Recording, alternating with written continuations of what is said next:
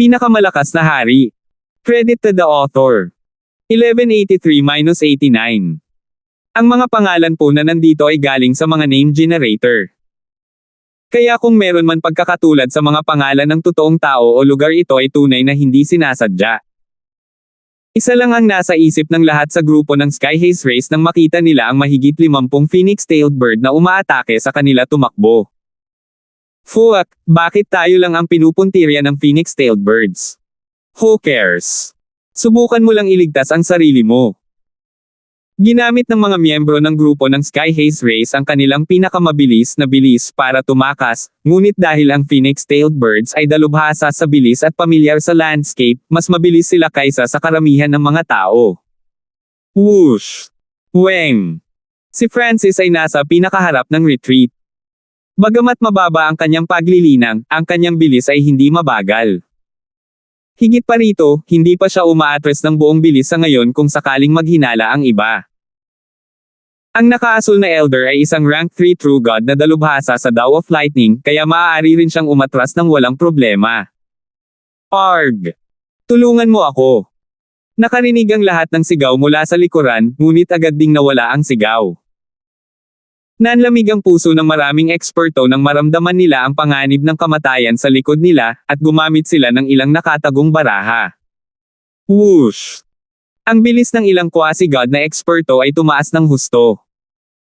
Malinaw na gumamit sila ng ilang uri ng pamamaraan ng pagtakas. Ang isang maliit na bilang ng mga tao ay dumurog din ng ilang uri ng perlas, na naglabas ng isang malalim na layunin na tumakip sa kanila. Makokontrol nila ang layuning ito sa pamamagitan ng kanilang mga iniisip, pinapataas ang kanilang bilis sa antas ng isang ranggo ng ika-4 na tunay na Diyos. Bagamat si Francis ay nasa pinakaharap kapag umaatres, may ilang tao na agad na naabutan si Francis. Halimbawa, naabutan ng Elder na nakasuot ng tela at isa pang eksperto mula sa Sky Haze Race na dalubhasa sa wind. Kuya Hanford, napakatalino mo. Hindi ka naging isa sa mga pangunahing umaatake, kaya mas madali kang tumakas. Dahan daw ang naabutan ni Hendrik si Francis. Kasama niya ang dalawa pang mula sa Golden Armed Race. Ang matangkad na lalaki ay umasa sa kanyang sariling bilis habang ang babaeng nakapink ay gumagamit ng ilang uri ng nakatagong pamamaraan upang mapabilis ang kanyang bilis. Swerte lang ako. Ngumiti si Francis. Sa pagkakataong ito, walang nakakuha ng anuman matapos salakayin ang pugad ng Phoenix maliban kay Francis, na nakakuha ng maraming bagay kahit na siya ay isa sa mga mas mahina sa pinakalikod. Nakuha pa niya ang mga balahibo ng buntot ng ninuno ng phoenix-tailed birds. Bahagyang nahiya si Francis. Hinayaan siya ng quasi-god na si Jan Feng na sumali sa kanilang grupo, ngunit niloko silang lahat ni Francis at sinira ito para sa iba. Bastard, wala man lang kaming nakuha. Isang galit na dagandong ang umalangaw-ngaw mula sa likuran. Ito ay ang lalaki na may kulay pilak na balat. Isa siyang cultivator ng Daw of Ice, kaya isa siya sa mga pangunahing umaatake na sumalakay sa pugad ng Phoenix. Nangangahulugan ito na muntik na siyang mamatay nang mag-counterattack ang phoenix-tailed birds. Sa sandaling ito, ang mga layunin ng tubig at hangin ay maaaring maramdaman sa ilalim ng kanyang mga paa. Ang kapangyarihang ito ang nagbigay daan sa kanyang bilis na malampasan ang rank 3 True God sa maikling panahon at makatakas sa kamatayan. Buhay pa ang isang basurang tulad mo. Ang lalaking may kulay pilak na balat ay nakaramdam ng labis na galit nang makita niyang si Francis ay ganap na maayos. Bago salakayin ang pugad ng Phoenix, kinutya niya si Francis dahil sa pagiging isang walang kwentang duwag, ngunit dahil nasa likuran si Francis kaya siya ay maayos. Sa kabilang banda, ang lalaking may kulay pilak na balat ay isa sa mga pangunahing umatake at muntik nang mawala ng buhay dahil dito. Nakaraos lang siya dahil nagamit niya ang isa sa mga hidden card niya. Basura, ibibigay kita sa phoenix-tailed birds at bibili tayo ng oras. Ang lalaking may kulay pilak na balat ay nagpakita ng nakamamatay na ekspresyon habang itinutok niya ang kanyang palad kay Francis. Basag. Weng. Isang nagyayelong kapangyarihan ang agad na dumaloy patungo kay Francis. Ang isang layer ng hamog na nagyelo ay lumitaw sa mga kalapit na halaman. Ang lalaking ito ay napakalakas. Ang lakas niya ay malapit kay Hendrik.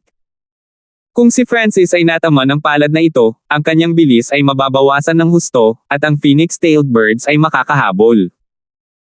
Si Francis lang ang nakakaalam na ang dahilan kung bakit galit na galit ang phoenix-tailed birds ay dahil sa kanyang sarili. Kung may iwan si Francis, mamamatay siya ng walang pag-aalinlangan. Lightning Radiant Spatial Flash. Ang pares ng gininto ang pakpak sa likod ni Francis ay naging kidlat. Boom! Isang bola ng kidlat ang sumabog habang ang figure ni Francis ay kumikislap pasulong. Sumable ang atake ng lalaking kulay pilak na balat. Ang peak na Mystic Light Realm na iyon ay may ganoong pamamaraan. Napakalalim ng spatial technique. Marami sa mga eksperto na nakatakas ay tumingin kay Francis sa isang bagong liwanag. Nagawa niya talagang iwasan ito. Nagulat ang lalaking kulay silver ang balat. Isang peak na Mystic Light Realm ang aktual na nakaiwas sa kanyang pag-atake. Bibigyan din kita ng regalo. Lumingon si Francis at siniyasat ang lalaking kulay pilak na balat na may malamig na mga mata. Sa kabutihang palad, naunawaan ni Francis ang bagong lihim na pamamaraan ng paglipad na ito ang Lightning Radiant Spatial Flash o kung hindi, kailangan niyang gumamit ng nakatagong card. Hindi pa niya nakilala ang lalaking may kulay pilak na balat na ito, ngunit ang huli ay patuloy na nanggugulo para sa kanya. Noong una, hindi talaga nag-iisip si Francis, ngunit ngayon na gusto siyang patayin ng lalaking may kulay pilak na balat, hindi na kailangang igalang siya ni Francis. Physical Force Lightning Domain. Ikinawi ni Francis ang kanyang palad, at tinakpan ng isang transparent dark yellow na domain ang lalaking pilak na balat. Whoosh! Nang sakop ng kidlat at grabidad na ito ang lalaking pilak na balat, isang surge ng kidlat ang bumagsak. Natigilan at ginulo siya ng kidlat habang pinabagal siya ng gravity domain. How is this possible? Your power. Nagulat ang lalaking silver-skinned. Gumamit siya ng isang nakatagong card upang maging mas mabilis, ngunit ngayon ay pinipigilan siya. Ang kapangyarihan ng domain ni Francis ay hindi simple. Gayunpaman, kahit na ang kanyang pinalakas na bilis ay pinipigilan, siya mismo ay hindi mabagal, kaya't ang phoenix-tailed birds ay hindi pa nakakahabol. Mula sa daigdig ang metal. Metal Lightning Spike. Ikinawi ni Francis ang kanyang kamay, at ang mga batas ng Earth na sumasaklaw sa lalaking pilak na balat ay napalitan ng mga batas ng metal. Boom! Weng! Ang nakakatakot na gininto ang liwanag ay tumago sa katawan ng lalaking pilak na balat. Paano ito posible? Hindi inaasahan ng lalaking may kulay pilak na balat na ang isang napakaliit na rurok na Mystic Light Realm ay may isang pamamaraan na kaya niyang gawing isang nakakatakot na pag-atake ang isang gravity domain. Nahuli sa kawalan, ang lalaking may kulay pilak na balat ay nasugatan ng husto ng Metal of Wind Lightning ni Francis. Gayunpaman, ang Metal of Wind Lightning na ito ay naging Water of Wind Lightning, na dumaan sa katawan ng lalaking pilak na balat at nagdulot ng pagkawasak. Arg! Huwag! Kapansin-pansing nabawasan ang bilis ng lalaking kulay silver ang balat. Whoosh! Whoosh! Whoosh! Ilang kulay na linya ng apoy ang dumampi sa kanyang katawan, at dahan-dahan siyang nawala sa apoy. Anong nakamamatay na diskarte? Madali niyang mababago ang 5 elemento. Kahit na ang isang tunay na Diyos ay malamang na hindi magagawa iyon maliban kung mayroon silang Eye of Myriad Forms. Ang puso ng mga ekspertong tumatakbo sa tabi ni Francis ay nanginginig habang pinagmamasdan nilang muli ang pinakamataas na kabataang Mystic Light Realm na ito sa isang bagong liwanag.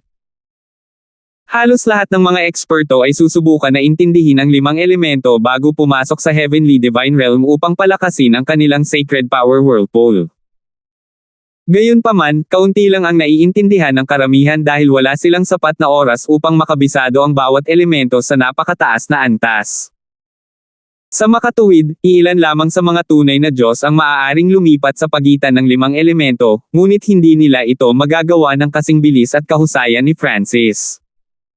Hindi ko akalain na magagawa kong lumipat sa pagitan ng 5 elemento ng ganoon kadali. Nagpakita si Francis ng isang masayang ekspresyon. Si Wilfred ay may bahagi dito. Isa sa mga clone ni Francis ay mayroong Eyes of Myriad Forms. Ang cultivation experience at kaalamang natamo mula kay Wilfred ay patuloy na pumapasok sa kanyang isipan. Ano man ang ginawa mismo ni Francis, malalaman din niya ang tungkol sa Myriad Forms. Nalaman ni Francis na, mula nang makuha niya ang pangalawang clone na si Wilfred, ang bilis ng kanyang cultivation ng 5 elemental wind lightning technique ay tumaas. Tumigil ka sa paghabol, ang iba pang dalawang puwersa ay umaatake sa pugad ng Phoenix. Biglang sabi ng isang phoenix-tailed bird na may malakas na aura. Naiintindihan. Agad na bumalik ang lahat ng phoenix-tailed birds.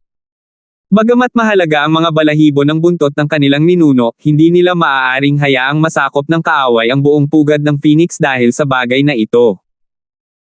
Muntingling, maging anyo ng tao, sundan ang taong ito ng palihim, at bawiin ang mga balahibo ng buntot ng ating ninuno. Dapat ay walang problema sa iyong rank 4 True God Strength, di ba? Ang punong phoenix-tailed bird ay nakipag-usap sa isa pang phoenix-tailed bird. Ang mga balahibo ng buntot ng phoenix-tailed bird na ito ay nasusunog na may lilang asul na apoy, at ang aura na nagmumula rito ay napakalakas. Whoosh! Isang sinag ng apoy ang pumasok sa isip nito at ipinakita ang hitsura ni Francis. Naiintindihan. Ang phoenix-tailed bird na ito ay agad na gumamit ng isang lihim na pamamaraan at naging anyo ng tao sa gitna ng isang lilang asul na apoy.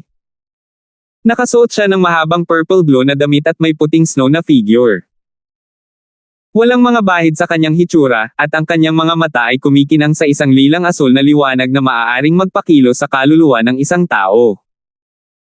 Ang phoenix-tailed bird race ay isa sa 4 na pinakamagagandang lahi, at ang kanilang hitsura sa anyo ng tao ay napakaganda.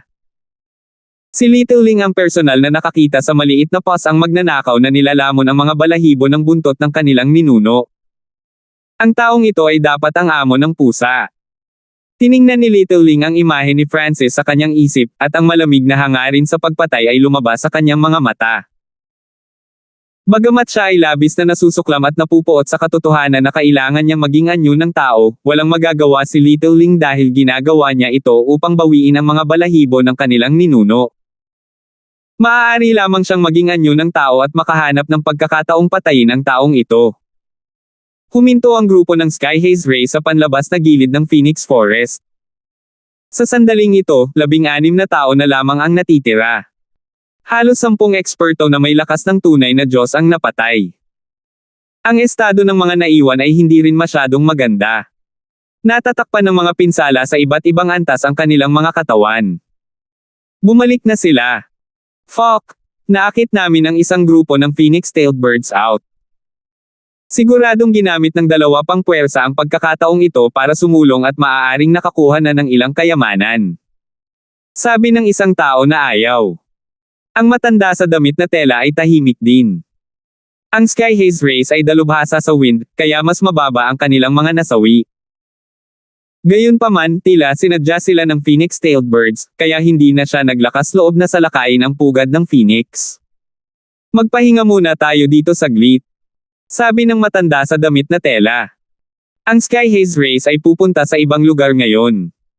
Kung gusto mo, maaari mo kaming sundan. Ang matanda na nakasuot ng tela ay tumingin sa paligid at tumigil nang makita niya ang Golden Armed Race at Francis. Kung ang isa ay sumunod sa isang rank 4 True God sa pamamagitan ng Wild Ancient Secret Dimension, makakakuha sila ng mas maraming kapalaran ng walang pag-aalinlangan, ngunit ang mga lugar na gustong i-scout ng rank 4 True Gods ay hindi isang bagay na maaaring ipagsapalaran ng mga normal na quasi-gods at True Gods. Halimbawa, ang pugad ng Phoenix ay naglalaman ng Phoenix-tailed bird na umabot sa antas ng isang rank 5 True God.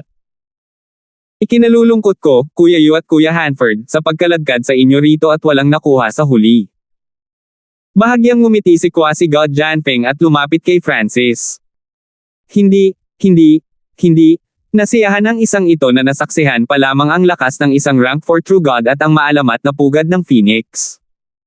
Napangiti si Francis ng awkward at medyo masama ang pakiramdam.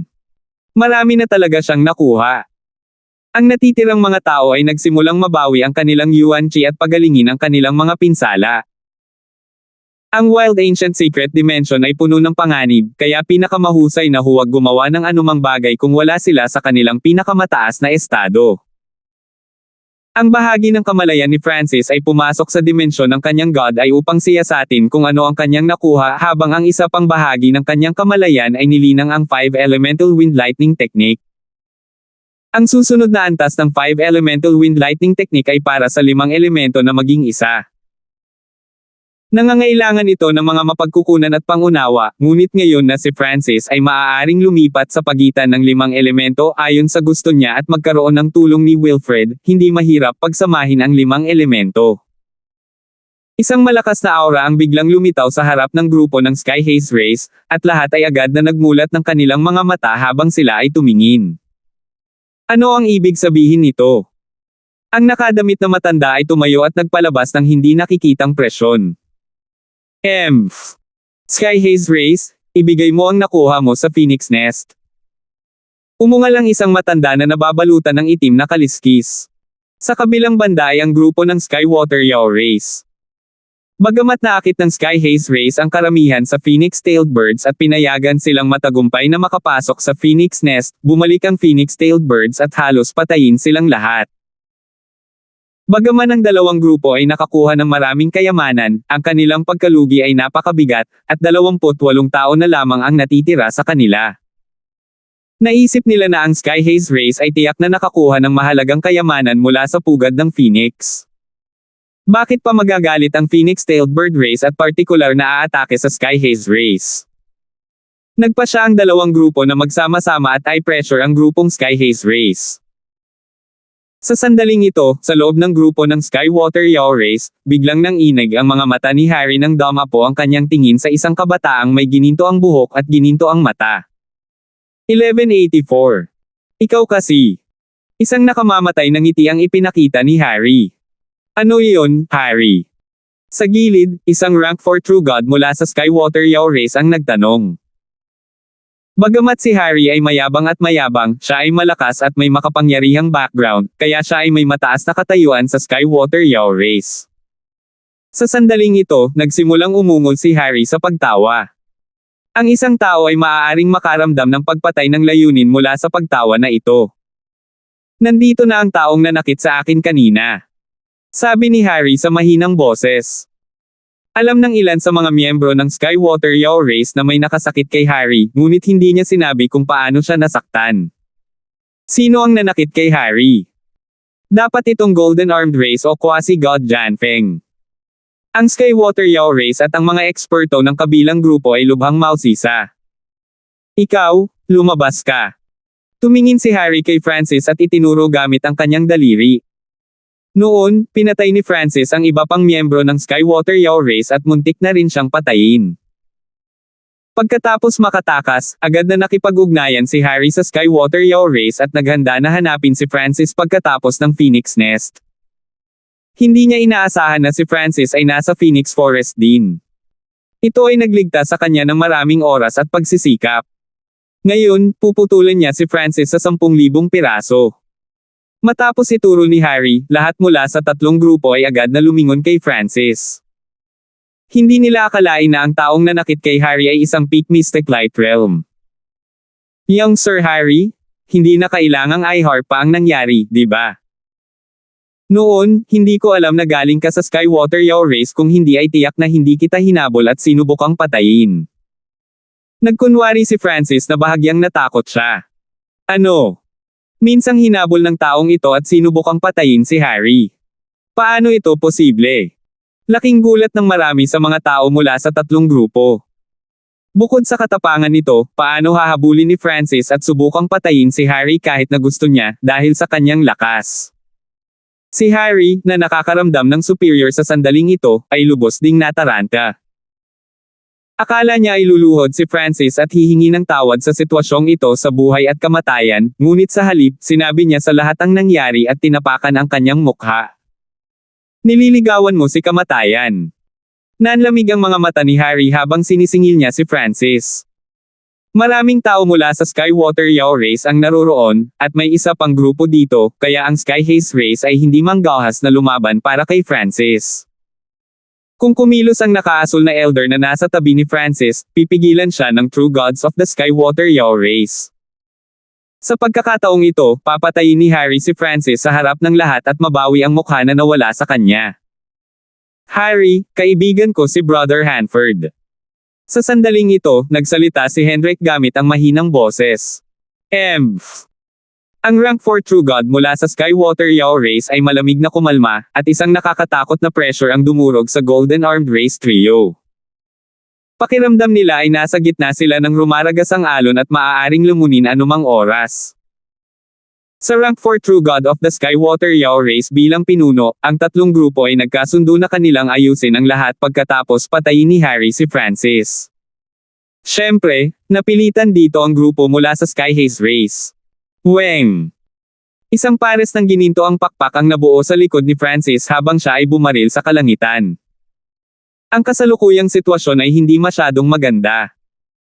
Napakaraming super expert ng Skywater Yao race na naroroon, kaya hindi magagamit ni Francis ang marami sa kanyang mga nakatagong card kung hindi ang mga eksperto na naroroon ay nakawin ang kanyang mga kayamanan. Hindi rin siya tatanggap ng anumang tulong mula sa sinuman. Ikaw lang ba ang marunong tumakbo? Nagpakita si Harry ng uhaw sa dugo ng ngiti habang ipinapaikot niya ang mga batas ng tubig at hangin at mabilis na lumapit kay Francis. Screen ng pagkatay ng tubig. Ikinawi ni Harry ang kanyang kamay, at gumalaw ang hangin sa itaas ni Francis. Ang malalim na batas ng tubig at hangin ay nabuo sa isang higanteng whirlpool na sumisipsip sa lahat.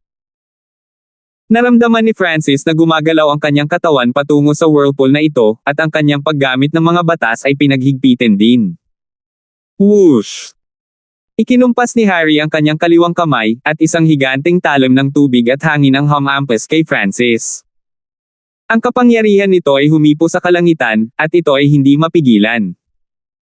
Talagang karapat-dapat si Harry na maging anak ng langit ng lahing yaw ng tubig sa langit. Ang kanyang karunungan sa mga batas ng hangin at tubig ay umabot na sa napakataas na antas. Malamang na malapit na niyang maabot ang level 1 in 10. Ang nakaitim na elder ay tumingin kay Harry na may mga mata na parang makamandag na alakdan. Isang antas na layunin ng hangin at tubig. Nanginginig ang puso ng maraming eksperto na naruroon. Bukod sa katotohanan na ang mga tunay na Diyos ay may banal na kapangyarihan, naroon din ang kanilang kapangyarihan ng layunin. Ang mga banal na sandata ay hindi naglalaman ng anumang elemento, ngunit kung pinagsama sa layunin ng apoy, maaari silang makakuha ng mas mapanirang kapangyarihan kaysa sa kung sila ay pinagsama sa layunin ng kahoy. Kapag pinagsama sa layunin ng kalawakan, ang banal na kapangyarihan ay maaaring sumanib sa kalawakan. Ang banal na kapangyarihan ay maaaring maging mas malakas at mas malakas hanggat ito ay pino, ngunit ang layunin ay nangangailangan ng talento at pag-unawa. Karamihan sa mga tunay na Diyos ay karaniwang may malakas na banal na kapangyarihan ngunit mababa ang pangunawa, ibig sabihin ay mahina ang kanilang kabuoang lakas. Halimbawa, ang divine power ng nakaasol na elder na inalipin ni Francis ay naglalaman ng layunin ng kidlat, ngunit ang kanyang layunin ng kidlat ay level 1 lamang. Kung ang kanyang intent of lightning ay umabot sa level 3, malamang na makakalaban niya ang rank 4 True Gods. Isang antas na layunin ng hangin at tubig. Tumigil sandali si Francis. Ito ang kauna-unahang pagkakataon na nakarinig siya ng mga antas tungkol sa layunin, ngunit pagkatapos ng masusing pagsisiyasat, ang layunin ng tubig at hangin ni Harry ay talagang napakalakas kung hindi ay nagawang patayin siya ni Francis sa huling pagkakataon. Sky-destroying Sacred Lightning Palm. Ipinalibot ni Francis ang Lightning Fire Obliteration at itinulak ang isang nagliliyab na gintong palad. Boom! Weng! Ang dalawang kapangyarihan ay sumabog pagkatapos mag-interact ng ilang sandali, at isang pag-alon ng tubig at hangin ang umahan patungo kay Francis. Ang malakas na layunin ng hangin at tubig na ito ay napakalakas kapag pinagsama sa banal na kapangyarihan. Nanginig ang puso ni Francis. Ang kapangyarihan ng kanyang Lightning Fire Obliteration ay maihahambing lamang sa pangunahing divine power sa simula. Kung ikukumpara doon, pagkatapos pagsamahin ang layunin ng hangin at tubig sa kanyang divine power, ang divine power ni Harry ay mas malakas. Napakatalino ni Harry. Nagtataka ako kung gaano kalakas ang pinakamalakas na kababalaghan ng Skywater Yao race. Mukhang ang Skywater Yao race ay magkakaroon ng isa pang titulo sa gulong Zone Quasi-God Prodigy Ranking Board. Marami sa mga eksperto sa dalawang grupo na nakaharap sa Sky Haze race ay masayang nanood sa labanang ito. Ang Quasi-God Prodigy Ranking Board ay nagtala lamang ng nangungunang 20 Quasi-God sa isang zone. Ang mga maaaring maitala dito ay magiging hindi bababa sa rank 6 True God sa hinaharap. Lahat ng Quasi-God sa gulong zone ay naglalayon para sa Quasi-God Prodigy ranking board. Siyempre, ang mga taong ito ay casual na pinag-uusapan ito. Magiging napakahirap para kay Harry na aktwal na makapasok sa gulong zone Quasi-God Prodigy ranking board. Ang pagkakasala sa akin noon ay nangangahulugan na ito na ang iyong huling kahihinatnan. Maghanda ka na lang na mamatay. Nakaramdam ng kasiyahan si Harry nang marinig niyang tinatalakay siya ng mga dalubhasa sa tunay na Diyos. Screen ng pagkatay ng tubig. 3 higanteng whirlpool ng hangin at tubig ang lumitaw sa paligid ni Francis. Ang nakakatakot na puwersa ng pagsipsip ay tila nilalamon ang lahat. Huwag kang maangas. Malamig ang ekspresyon ni Francis habang nakalok ang kaliwang mata niya kay Harry. Ding! Ding! Isang mahabang itim na espada ang lumitaw sa kamay ni Francis. Ito ay ang anyong espada na Ancient God Seal. Boom! Whoosh! Naglaslas si Francis, nagpakawala ng nakakatakot na dark golden sword blade matapos ay circulate ang lightning fire obliteration. Sa tingin mo ikaw lang ang may divine weapon. Naglabas din si Harry ng isang banal na sandata. Bukod sa banal na kapangyarihan at sa kapangyarihan ng layunin, ang mga banal na sandata ay isa pang mahalagang kasangkapan. Ang kapangyarihan ng mga pag-atake ay magiging mas malakas kapag ini-channel ang banal na kapangyarihan at layunin sa pamamagitan ng isang banal na sandata. Spatial movement. Isang ripple ang lumitaw mula sa kaliwang mata ni Francis nang ilabas ni Harry ang kanyang divine weapon, at isang spatial ripple ang lumitaw sa loob ng katawan ni Harry. Hindi maganda. Kapansin-pansing nagbago ang ekspresyon ni Harry. Si Francis ay dalubhasa rin sa mga batas ng kalawakan. Boom! Isang itim na liwanag ang tumama sa kanyang dibdib nang lumitaw ang figure ng maliit na paws ang magnanakaw sa hangin. Junior, huwag mong isipin na saktan si Harry. Ang rank 4 True God expert mula sa Skywater Yao Race ay nanunood ng laban sa malayo na may ngiti, ngunit bigla siyang umungol sa galit. Sure! Kinuha ng maliit na paws ang magnanakaw ang maitim na pilak na dragon snake whip necklace at ibinalot ito sa Harry. Shit! Kahit na ang puso ni Harry ay nasugatan ng husto mula sa pag-atake, hindi ito sapat para patayin siya. Weng Hu. Ang pag-agos ng nakakatakot na layunin ng tubig at hangin ay gumalaw sa mga iniisip ni Harry, na umaakay patungo sa maliit na paws ang magnanakaw. Higa ka lang ng masunurin. Malamig na sumimangot si Francis habang ang kanyang kaliwang mata ay naglabas ng nakakatakot na eye bloodline technique ang Tribulation Lightning Eye Flame. Boom! Isang bola ng mapangwasak na kidlat ang sumabog sa kaluluwa ni Harry. Arg! Ang mga pagdagsa ng sakit ay agad na nabasag ang kanyang isip, at ang kalapit na layunin ng hangin at tubig ay gumuho. Boom! Boom! Boom! Isang surge ng mapangwasak na wind lightning ang gumalaw ng hilahin ni Francis si Harry at ang maliit na paws ang magnanakaw sa kanyang little world of wind lightning. Whoosh! Whoosh! Whoosh! Sa sandaling ito, dumating ang 4 na tao mula sa Skywater Yao Race. Binubuo sila ng isang rank 4 True God at 3 rank 3 True Gods. Kung maglakas loob kang gumawa ng isa pang hakbang, papasabog ko ang aking munting mundo.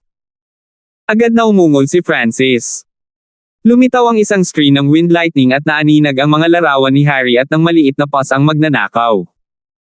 Agad na huminto sa paggalaw ang Skywater Yao Race Group. Junior, bitawan mo si Harry at ang Skywater Yao Race ay hahayaan kang mabuhay. Agad na sumigaw ang rank 4 True God mula sa Skywater Yao Race.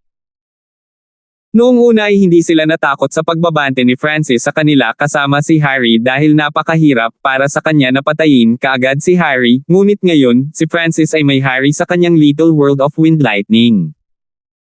Kung sisubog ang munting mundo, tiyak na sapat na ang puwersa para patayin si Harry. Iligtas mo ako. Humingi ng tulong si Harry mula sa loob ng little world of wind lightning. Bam! Ang maliit na paws ang magnanakaw ay umupo sa Harry at naglabas ng pala, na ginamit nitong malakas na hinampas ang ulo ni Harry. Sa tingin mo ba ay maniniwala ako sa iyo at palayain si Harry? Malamig na tumawa si Francis. Ang Skywater Yao Race ay tinatrato siyang parang retard. Kung maglakas loob kang patayin si Harry, hindi ka bibitawan ng Skywater Yao race. Malamig na sabi ng rank for True God. Ang ninuno ni Harry ay isang elder ng Skywater Yao race, kaya kailangan nila si Harry para manatiling buhay. Huwag mo akong sundan. Bitawan ko si Harry pagkatapos kong umatras 200,000 milya ang layo. Si Francis ay may kalmadong ekspresyon habang ang mga pakpak sa kanyang likod ay naglabas ng maningning na kislap ng liwanag na nagpapahintulot sa kanyang figure na mawala sa isang iglap. Patay tahimik ang tatlong grupo. Ilang sandali lang ang nakalipas, pinupuri nila si Harry at binabati ang Skywater Yao race, ngunit sa susunod na sandali, si Harry ay nakuha ni Francis. Kung hindi dahil sa napakaraming eksperto sa Skywater Yao race ang narito, malamang ay napatay na ni Francis si Harry. Tuwang-tuwa ang grupong Sky Haze race. Matapos ang kaguluhan ni Francis, ang iba pang dalawang grupo ay hindi na makikipagtulungan laban sa kanila. Aalis na ngayon ang Golden Armed race. Nakangiting sabi ni Hendrik. Whoosh! Umalis ang trio ng Golden Armed race at ang nakaasol na elder. Maghintay ka rito. Kapag ang brat na iyon ay umatras ng 200,000 milya ang layo, sisingilan natin kaagad. Malamig na sabi ng rank for True God mula sa Skywater Yao race. Naramdaman niya ang magaspang na lokasyon ni Harry sa pamamagitan ng token sa kanyang kamay. Kapag ang distansya ay higit sa 200 milya ang layo, sila ay magsisimulang lumipat. 1185. Isang magandang figure ang biglang lumitaw sa kailaliman ng Phoenix Forest. Nakasuot siya ng mahabang asul at purple na damit, at ang kanyang kagandahan ay maaaring hindi makahinga ng maayos. Medyo malakas ang taong ito. Sa totoo lang hindi siya pinatay ng mga taong iyon. Hindi rin simple ang pasang iyon. Ngumiti si Little Ling. Isa siyang phoenix-tailed bird at kasalukuyang nasa anyo ng tao upang bawiin ang mga balahibo ng buntot ng ninuno ng kanyang lahi. Kung si Francis ay pinatay ng Skywater Yao race, kung gayon ang mga balahibo ng buntot ng kanilang ninuno ay mahuhulog sa kanilang mga kamay. Hindi siya maglalakas loob na subukang bawiin sila mula sa ganoong grupo ng mag-isa, kaya umaasa si Little Ling na mabubuhay pa si Francis. Sa ganoong paraan, siya mismo ang pumatay sa kanya. Sure!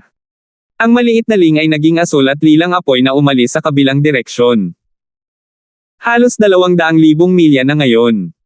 Nakahinga si Francis. Ang kanyang Lightning Radiant Spatial Flash ay maaaring lumipat ng 50,000 milya sa pinakamaraming sinaunang Dream Realm, kaya maaari talaga siyang makatakas ng dagdag na 50,000 milya. Naniniwala siya na napakahirap para sa kalabang partido na mahanap siya pagkatapos na may 250,000 milya ang pagitan nila. Higit pa rito, napakalayo ng nakikita ng mga mata ni Francis, at kung may makita siyang humahabol sa kanya, maaari niyang gamitin ang Misty Spatial World para makatakas. Francis, bitawan mo ako. Dumagundong si Harry sa munting mundo ng kidlat ng hangin. Bam! Ang pala ng maliit na magnanakaw na pusa ay tumama sa kanyang ulo, na naging sanhi ng pag-ikot ng ulo ni Harry. Ngayon lumayas ka na. Pinalabas ni Francis si Harry. Bagamat talagang gusto niyang patayin si Harry, nangako siya na hahayaan niya si Harry pagkatapos lumipat ng 200,000 milya ang layo.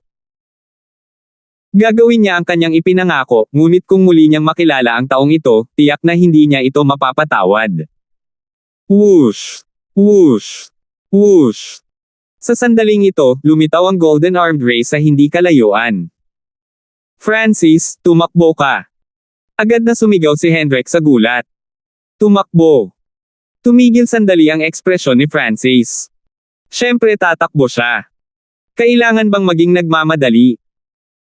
Gayunpaman, sa susunod na sandali, naramdaman ni Francis ang isang sensasyon ng panganib sa buhay at kamatayan. Weng! Umikot ang hangin sa paligid ni Francis, at may lumitaw na figure sa tabi niya sa pamamagitan ng spatial disturbance. Boom! Ang mga balahibo sa katawan ni Francis ay tumayo sa dulo, at ang pares ng mga pakpak sa kanyang likod ay kumikislap habang siya ay nag-teleport palayo. Boom! Boom! Boom! Agad na lumipat si Francis ng ilang dosenang libong milya ang layo. Emph! Malamig na harump ng matanda habang sinulyapan ang Golden Armed Race Trio. Mabilis na patayin si Francis. Nagpakita si Harry ng nakamamatay na ekspresyon. Minamaliit ni Francis ang mga eksperto sa tunay na Diyos. Ang rank 4 True God na ito mula sa Sky Water Yaw Race, bukod sa tubig at hangin, ay dalubhasa din sa mga batas ng kalawakan. Maaari siyang lumipat kahit saan sa loob ng 10,000 milya gamit lamang ang spatial teleportation. Gayunpaman, ang spatial teleportation ay hindi maaaring gamitin ng tuloy-tuloy, kaya hindi na ito ginamit muli ng matanda. Pagkatapos ng lahat, ang intent of space ng tunay na Diyos na ito ay umabot lamang sa level 2. Whoosh! Ang ranggo ng ikaapat na tunay na Diyos na ito ay nagpakawala ng layunin ng hangin at tubig na naging isang bolt ng liwanag na humabol kay Francis. Fuck! Ano ang teknik na ito? Bumuhos ang malamig na pawis mula sa noo ni Francis habang nagsimulang manginig ang kanyang puso. Sa sandaling ito, pinapaikot niya ang kanyang lightning fire obliteration sa maximum, ngunit ang tunay na Diyos ay humahabol pa rin. Bagamat ang bilis ni Francis sa Ancient Dream Realm ay mas mabilis kaysa sa labas ng mundo, itong rank 4 True God ay dalubhasa din sa bilis. Isang invisible intent of space ang nakapalibot kay Francis, na humahadlang sa kanya sa paggamit ng anumang kakaibang pamamaraan. Guro, sinabi ng Golden Armed Race na, kung tatakas ka sa Forest of Death, doon ka nila makikita. Sa sandaling ito, narinig ni Francis ang boses ng nakaasol na matanda. Ang bahagi ng kanyang kamalayan ay nagsimulang tumingin sa impormasyon tungkol sa Forest of Death. Ang lugar na ito ay isang tigang na lupain ng kamatayan, at ito ay malapit sa Phoenix Forest. Gaano man kalakas ang isang tunay na Diyos, malamang na mamatay sila kapag pumasok sila. Gayunpaman, kung siya ay nahuli ng rank 4 True God na ito, nangangahulugan ito ng tiyak na kamatayan. Bukod dito, gusto rin ni Francis na makita ang tunay na layunin ng Golden Armed Race. Boom! Isang kidlat ang kumikidlat, at nagbago ng direksyon si Francis. Siya ngayon ay patungo sa Forest of Death. Junior, mamatay ka. Isang nakakabinging dagandong ang umalangaw-ngaw sa likod ni Francis. Siya isang rank 4 True God ay gumamit ng teleportation technique at hindi pa rin nakahabol kay Francis. Dahil dito, nawalan siya ng mukha, ngunit sa ngayon, napakalapit niya kay Francis. Screen ng pagkatay ng tubig. Ang rank 4 True God na ito ay nagwagayway ng kanyang kamay, at isang higanteng whirlpool ng hangin at tubig ang lumitaw sa itaas ni Francis. Ang isang nakakatakot na puwersa ng paghila ay tila nilalamon ang lahat. Ito ba ang kombinasyon ng malalim na layunin at banal na kapangyarihan? Nagulat si Francis. Sa sandaling ito, hinihila siya ng puyo ng hangin at tubig. Siya ay ganap na hindi nakayanan ang Lightning Radiant Spatial Flash. Ang kapangyarihan ng isang rank 4 True God na gumagamit ng water slaughtering screen ay ilang beses na mas malakas kaysa noong ginamit ito ni Harry. Mamatay. Ang rank 4 True God na ito ay nagpakita kay Francis. Sa puntong ito ng oras, si Francis ay nakatali sa kanyang kapangyarihan at hindi nakatakas. Gayunpaman, ang kaliwang mata ni Francis ay biglang naglabas ng nakakatakot na whirlpool ng hangin at tubig din, na direktang bumaba sa rank 4 True God na ito. Ang dalawang puwersa ng pagsipsip ng parehong higanteng whirlpool ay agad na kinansela ang isa't isa. Boom! Boom! Boom! Ginamit ni Francis ang Lightning Radiant Spatial Flash at lumipad patungo sa madilim na maulap na kagubatan sa di kalayuan. Ginamit niya ang God Eye Duplication at nagawa niyang mahuli ang isang rank 4 True God na hindi nakabantay. Arg! Ipaparamdam ko sa'yo na namatay ka na. Ang ikaapat na ranggo na tunay na Diyos ay umungol, at ang mga layunin ng hangin, tubig, at kalawakan sa langit at lupa ay yumanig. Natigilan ng mga kalapit na eksperto at agad na nagkalat. Spatial Teleportation. Ang rank 4 True God of the Sky Water Yaw Race ay gumamit ng intent of space at nawala sa ere. Darating siya. Agad na naramdaman ni Francis na naging magulo ang hangin sa paligid niya, ngunit sa parehong oras, narating niya ang hangganan ng Forest of Death. Bam! Boom! Boom! Si Francis ay naging isang kidlat at dumiretso sa Forest of Death. Sa susunod na sandali, lumitaw ang isang figure kung saan nakatayo lang si Francis. Ang kagubatan ng kamatayan. Nagsalubong ang kilay ng rank for True God. Hindi niya maintindihan kung bakit pupunta rito si Francis. Ang Forest of Death ay puno ng panganib, at karamihan sa mga tao ay mamamatay. Kahit siya ay hindi naglakas loob na pumasok. Sa sandaling pumasok si Francis sa Forest of Death, naramdaman niya ang walang limitasyong layunin ng kamatayan na bumabalot sa kanya. Hu! Isang makapal na hangin ng kamatayan ang pumasok sa katawan ni Francis at sinimulang paksain siya. Nakakatakot na hangin ng kamatayan. Tumalon ang puso ni Francis. Pakiramdam niya ay inaalis na ang puwersa ng buhay sa kanyang katawan. Kung patuloy siyang mananatili rito, mamamatay siya kaagad. Guro, huwag gumamit ng anumang kapangyarihan. Ang boses ng matanda na nakasuot ng asher ay tumunog sa isipan ni Francis. Agad na ginawa ni Francis ang sinabi at itinigil ang paggamit ng lahat ng kanyang layunin, Wind Lightning Sacred Power, at ang kakayahan ng kanyang God Eye. Pagkatapos ay tumigil ang The Intent of Death sa pagguho sa katawan ni Francis. Kakaiba ang lugar. Ayos lang ang isa kung hindi sila gagamit ng anumang kapangyarihan. Si Francis ay nakaramdam ng labis na pagkamausisa at naguguluhan. Kung ang isang tao ay hindi maaaring gumamit ng anumang kapangyarihan, kung sila ay nakatagpo ng anumang panganib, ito ay mangangahulugan ng kamatayan. Inilibot ng mga mata ni Francis ang kanyang paligid. Bukod sa mga kalbong puno, burol, at bato, wala nang iba. Lahat ng nasa malayo ay napuno ng itim na ambon. Nanatili si Francis dito at hinintay na dumating ang Golden Armed Race Trio. Kung hindi, ginamit na lang niya ang Misty Spatial World para umalis na. Boom! Boom! Boom! Isang dumadagindong na tunog ang dumagundong kay Francis, at isang malaking itim na figure ang lumitaw sa kanyang harapan. Ito ay isang higanteng earth metal bear, ngunit napaliligiran ito ng hangin ng kamatayan. Ang mga mata nito ay itim, na parang nawala ng malay, at agad nitong inatake si Francis. Nililigawan mo si kamatayan. Tumalon si Francis at sumuntok ng walang sinabi pa. Nilinang niya ang Golden Kun Sacred Lightning Body, kaya kahit na hindi siya aktibong gumamit ng anumang kapangyarihan, ang kapangyarihan ng kanyang katawan lamang ay nakakatakot. Boom! Bam! Ang Earth Metal Bear na ito ay isang demigod lamang, kaya pinalipad ito ni Francis. Teng! Tumalon si Francis sa hangin at sumuntok pababa. Matapos patayin ang Earth Metal Bear, pumunta si Francis sa gilid ng Forest of Death at umupo. Ang tatlo mula sa Golden Armed Race at ang nakaasul na Elder ay lumitaw malapit kay Francis pagkatapos. May dahilan ba kung bakit gusto akong makita ni Kuya Yu? Tanong ni Francis. Hindi niya masyadong inisip iyon nang unang lumapit sa kanya ang Golden Armed Race Trio, ngunit masyado silang pala kaibigan kay Francis habang nasa daan, kaya nag-iingat siya. Higit pa rito, alam ng tatlo na sinaktan ni Francis si Harry at itinuro pa rin siya sa Phoenix Forest. Dahil dito, lalo pang naghinala si Francis. Siguro kung interesado si Brother Hanford sa Forest of Death. Isang ngiti ang ipinakita ni Hendrik, ngunit nakakatakot ang hitsura nito sa kagubatan na ito na napapaligiran ng hangin ng kamatayan. Hindi. Direktang sumagot si Francis.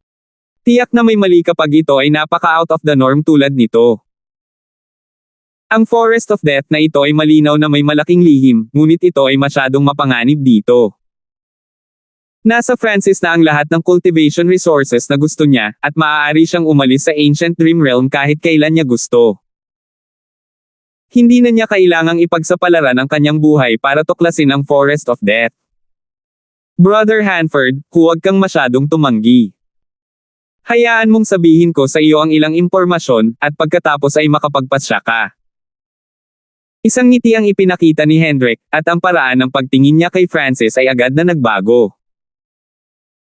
Nang magbukas ang Wild Ancient Secret Dimension 20,000 taon na ang nakalilipas, isang senior ng Golden Armed Race ang napilitang pumasok sa Forest of Death, at nakita niya ang sekreto dito, dahan-daang sabi ni Hendrik. Si Francis ay nakinig ng mabuti. Ano man ang iba, interesado pa rin siya sa lihim ng kagubatan. Ang senior na ito ay nagsanay sa kanyang body cultivation sa isang napakataas na antas, at nagawa niyang maabot ang gitna ng Forest of Death. Sa huli, nalaman niyang may God-sealing stone doon. Si Hendrik ay nagbigay ng malaking diin sa mga huling salita. Ang God-sealing stones ay tila isang kayamanan ng God-sealing race, na nasa ika-14 na pwesto sa 10,000 ancient races. Maaari nitong i-seal ang lahat ng bagay sa mundo. Nagsalita yung babaeng naka-pink. Malutong at malinaw ang boses niya. Natahimik si Francis. Narinig niya ang tungkol sa God-sealing race, ngunit wala siyang alam tungkol sa God-sealing stones. Kung totoo ito, ang gitna ng Forest of Death ay dapat maglaman ng isang uri ng makapangyarihang halimaw o kayamanan. 10,000 taon na ang nakalilipas, isa pang senior ang naghanda at nalaman na ang isang makapangyarihang banal na sandata ay tinataka ng God-sealing stone. Sa pagkakataong ito, kaming tatlo ay dumating upang kunin ang banal na sandata na ito. Sa wakas ay sinabi ni Hendrik kay Francis ang kanilang pakay, at ang dalawang katabi niya ay nagpakita rin ng mga excited na tingin. Banal na sandata. Nanginig ang puso ni Francis. Anong uri ng banal na sandata ang maaaring gawing lupain ng kamatayan ang lugar na ito, at bakit kailangan itong selyuhan ng isang bato na nagtatak ng Diyos? Ano ang grado ng banal na sandata na ito? Ang panganib na kasangkot sa pagkuha ng banal na sandata na ito ay hindi na kailangang ipaliwanag. Masisiguro kung makakarating si Brother Hanford sa gitna ng Forest of Death ng maayos. Sinabi ni Hendrik matapos makita na tahimik pa rin si Francis. Brother Hanford, kapag nakuha na namin ang divine weapon na ito, maaari ka naming hayaang gamitin ito ng isang beses para tapusin ang tunay na Diyos na iyon mula sa Skywater Yaw race sa labas ng Forest of Death. Kung bibisitahin ni Brother Hanford ang Golden Armed Race sa hinaharap, ituturing kang isang iginagalang na panauhin. Nangako si Hendrik ng higit pang mga benepisyo matapos makitang nag-aalangan pa rin si Francis. Pumunta muna tayo sa gitna ng Forest of Death. Biglang nagsalita si Francis. Dahil masisiguro ni Hendrik na ligtas na makakarating si Francis sa gitna ng Forest of Death, nagpa siya si Francis na tingnan man lang ang God-sealing stone at pagkatapos ay magdesisyon. Ang lahat ay nakabatay lamang sa sinabi ng Golden Armed Race, at si Francis ay hindi lubos na makapaniwala sa kanila. Kung may anumang panganib, agad niyang gagamitin ang Misty Spatial World at aalis. 1186. Nang makitang sumang-ayon si Francis, ang Golden Armed Race Trio ay nagpahayag ng mga masasayang ekspresyon. Ang nakaasul na elder ay hindi isang body cultivator, kaya siya ay magiging inutil sa Forest of Death. Kaya, sinabihan siya ni Francis na maghintay sa hangganan. Tara na. Sabi ni Francis. Ang trio ng Golden Armed Race ay gumugol ng maraming pagsisikap upang makarating dito. Binuo nila ang kanilang plano sa unang pagkikita nila ni Francis, ngunit hindi nila ito agad sinabi sa kanya dahil gusto nilang mapanatili ang magandang relasyon. Ito ang ilang divine power pills na inihanda ng Patriarch. Maaari nitong mapataas ang kapangyarihan ng isang tao sa ibang antas. Si Hendrik ay kumuha ng ilang mga table tas mula sa isang bote at ibinigay ito kay Francis. Ininom ni Francis ang mga table tas nang may pag-aalinlangan. Sinabi ko na igagarantya ko ang kaligtasan ni Brother Hanford sa gitna ng Forest of Death. Uminom si Hendrik ng ilan pang mga table tas at ibinigay ito sa dalawa pa mula sa Golden Armed Race. Agad na naramdaman ni Francis na ang pisikal na puwersa na nagmumula sa Golden Armed Race Trio ay nagiging mas malakas. Kinain ni Francis ang tableta at naramdaman ang isang mabangis na puwersa na dumaloy sa kanyang mga paa at katawan. Malamang na napakamahal ng tabletang ito. Ngumiti si Francis at sinabi. Walang mali sa mga tabletang ito. Sa sandaling ito, maaari niyang talunin ang rank 2 True Gods at labanan ang rank 3 True Gods sa kanyang pisikal na lakas lamang. Ang Divine Power Pill ay hindi lamang nagpapataas ng kapangyarihan ni Francis sa maikling panahon. Malaking tulong din ito sa life force ni Francis, at ang kanyang Sacred Lightning Body ay nagsimulang magpakita ng mga senyales ng paglusob.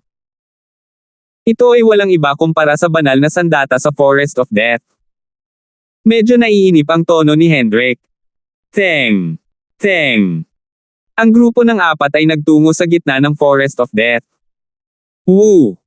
Ang mga nakakatakot na alulong ay nagsimulang tumunog nang sila ay sumulong. Whoosh! Sa isang flash ng itim, isang nakakatakot na sinaunang lahi na nilalang ang lumitaw sa harap ng grupo. Bukod sa kanilang sariling lakas, ang mga sinaunang lahi sa Forest of Death ay mayroon ding hangin ng kamatayan. Marahil ito ang dahilan kung bakit sila nanatili sa Forest of Death magpakailanman. Gayunpaman, ang kanilang mga kamalayan ay hindi malinaw, at ang alam lamang nila ay tungkol sa pagpatay, kaya hindi masyadong mahirap para sa grupo na harapin ito. Pumunta ka! Hendrik ay umungal sa malalim na boses habang siya ay sumisigaw palabas. Ang Golden Armed Race ay itinuturing na isang karerang nagpapalakas ng katawan, at naghanda si Hendrik sa simula. Ang tatlo ay nilinang lahat ang kanilang mga katawan sa isang napakataas na antas. Sa kanila, ang matangkad na lalaki ang may pinakamalakas na katawan. Ito ay bahagyang mas malakas kaysa sa Golden Kun Sacred Lightning Body ni Francis. Patayin! Hindi nagtagal ay natapos ng apat ang halimaw na ito. Kuya, may kalansay doon. Sigaw ng babae. Dumating ang trio ng Golden Armed Race sa tabi ng balangkas at kinuha ang mga gamit nito. Kuya Hanford, huwag mo kaming pagtawanan. Ang mga kalansay dito ay higit sa lahat ay mula sa mga taong nakapasok sa lugar na ito noong nakaraan at pinatay ng hangin ng kamatayan. Marami silang magagandang bagay sa kanila. Sinabi ni Hendrik kay Francis, at tumango siya. Ang mga lugar na naglalaman ng malaking panganib ay naglalaman din ng malaking kapalaran. Ang mga malalakas na eksperto ay tiyak na nakapasok sa lugar na ito noong nakaraan, at dahil hindi pa sila nakabalik, nagbabala ito sa iba na huwag madaling pumasok sa Forest of Death. Pagkatapos ay tumingin si Francis at nakita ang maraming skeleton at interspatial na dimensyon sa daan. Gayunpaman, kung ihahambing sa kapalaran, mayroong higit na panganib. Halos bawat sandali ay makakatagpo sila ng mga sinaunang lahi. Habang papalapit sila sa gitna ng kagubatan ng kamatayan, ang dami ng mga halimaw na ito. Kung hindi dahil sa tulong ng Divine Power Pill, malamang hindi na matutuloy ang apat. Sa sandaling ito, napagtanto ni Francis ang isang bagay. Maraming body cultivator ang pumasok sa Wild Ancient Secret Dimension. Mayroong rank 4 at maaaring maging rank 5 True God Body Cultivators. Karaniwang pagsasalita, ang isang eksperto sa pagpapalakas ng katawan na may mas mataas na cultivation ay magpapalaki ng pagkakataon na matagumpay na makuha ng Golden Armed Race ang banal na sandata. Gayunpaman, ang kailangan ng Golden Armed Race Trio ay isang taong may malakas na pangangatawan ngunit mahina ang cultivation para silang tatlo ang makalamang. Sa kanilang mga mata, si Francis ay angkop sa pamantayan. Hindi siya ang kalaban nila sa loob ng Forest of Death o sa labas. Siyempre, ito lang ang naisip nila. Sa wakas ay nakapasok ang apat sa gitnang rehiyon sa tulong ng Divine Power Pills at ng kanilang pisikal na lakas. Kuya Hanford, makakapagpahinga ka na. Ngayong narating na natin ang lugar na ito, hindi nalilito ang mga sinaunang karera. Si Hendrik ay tumawa ng may pananabik. Ang Golden Armed Race Trio pagkatapos ay tumungo, at si Francis ay sumunod na malapit sa kanilang likuran. Habang papalapit sila sa gitna, mas madilim ang ambon ng kamatayan. Kung may gumamit ng ibang kapangyarihan dito, ang pagguho mula sa ambon ng kamatayan ay magiging mas mabilis na papatay sa kanila. Isang higanteng itim na bato ang lumitaw sa harap ng grupo. Hindi mabilang na malalim at kakaibang mga linya ang iginuhit sa paligid ng higanteng bato at nagradiated ng isang martingale na kapangyarihan na pumipigil sa langit at lupa. Naramdaman ni Francis na napakahirap gumamit ng anumang kapangyarihan sa loob ng kanyang katawan nang makalapit siya sa higanteng batong ito. Ito ang bato ng pagtatak ng Diyos. Nagpakita si Francis ng nagulat na tingin. Ang God-Sealing Stone ay isang kayamanan ng God-Sealing Race, na nasa ika-14 na ranggo sa 10,000 Ancient Races, at kaya nitong supulan ang lahat ng kayamanan sa mundo. Gayunpaman, sa sandaling ito, ang ibabaw ng God-Sealing Stone ay naglalabas ng mabigat na hangin ng kamatayan, na para bang ito ay nabura. Anong uri ng banal na sandata ang pinipigilan na maaari pang masira ang bato ng pagtatak ng Diyos? Sa loob ng ilang dosenang milenya, ang banal na sandata sa ilalim ay ganap na makakasira sa God-Sealing Stone. Siyempre, ito rin ay maaaring dahil ang grado ng partikular na God-Sealing Stone na ito ay hindi sapat na mataas. Ang God-Sealing race ay may mga eksperto sa iba't ibang antas, at iyon ay pareho sa God-Sealing Stones. Brother Yu, paano mo pinaplano na kontrolin ang banal na sandata sa ilalim ng God-Sealing Stone na ito? Napakalakas nito. Tanong ni Francis na may tame time na ekspresyon. Ang nakakatakot na banal na sandata na ito ay maaaring masira pa ang God-Sealing Stone. Kapag naalis na ito, paano ito makokontrol ng Golden Armed Race? Brother Hanford, huwag kang mag-alala. Ang banal na sandata sa ilalim ng God-Sealing Stone ay dapat na abala sa pakikipaglaban sa God-Sealing Stone at dapat ay napakahina ngayon. Hindi napakahirap na kontrolin ito pagkatapos natin itong alisin. Nakangiting sabi ni Hendrik. Ano ang kailangan nating gawin? Tanong ni Francis. Binitiwan ni Hendrik ang kanyang kanang kamay, at iba't ibang sandata at mapagkukunan na naglalaman ng intent of death ang lumitaw sa kanyang kamay. Ang halaga ng mga materyales at armas na ito ay hindi mas mababa kaysa sa ilan sa mga kayamanan na kinuha ni Francis mula sa Phoenix Nest. Tila maraming pinaghandaan ang angkan ni Hendrik para sa banal na sandata na ito sa Forest of Death. Ang God-Sealing Stone ay lumalaban sa banal na sandata sa loob ng napakatagal na panahon. Ang parehong mga item ay nawala ng malaking kapangyarihan. Ang mga materyales at sandata na ito na naglalaman ng layunin ng kamatayan ay makakapagbigay ng ilang kapangyarihan para sa banal na sandata sa ibaba ng God-Sealing Stone. Mababawasan din natin ang kapangyarihan ng God-Sealing Stone mula sa labas. Sinabi ni Hendrik kay Francis kung ano ang kanilang susunod na hakbang. Hindi ba payag si young Sir Hanford? Nakangiting tanong ng babaeng nakapink. Payag ako o hindi, hindi mahalaga, hindi ba?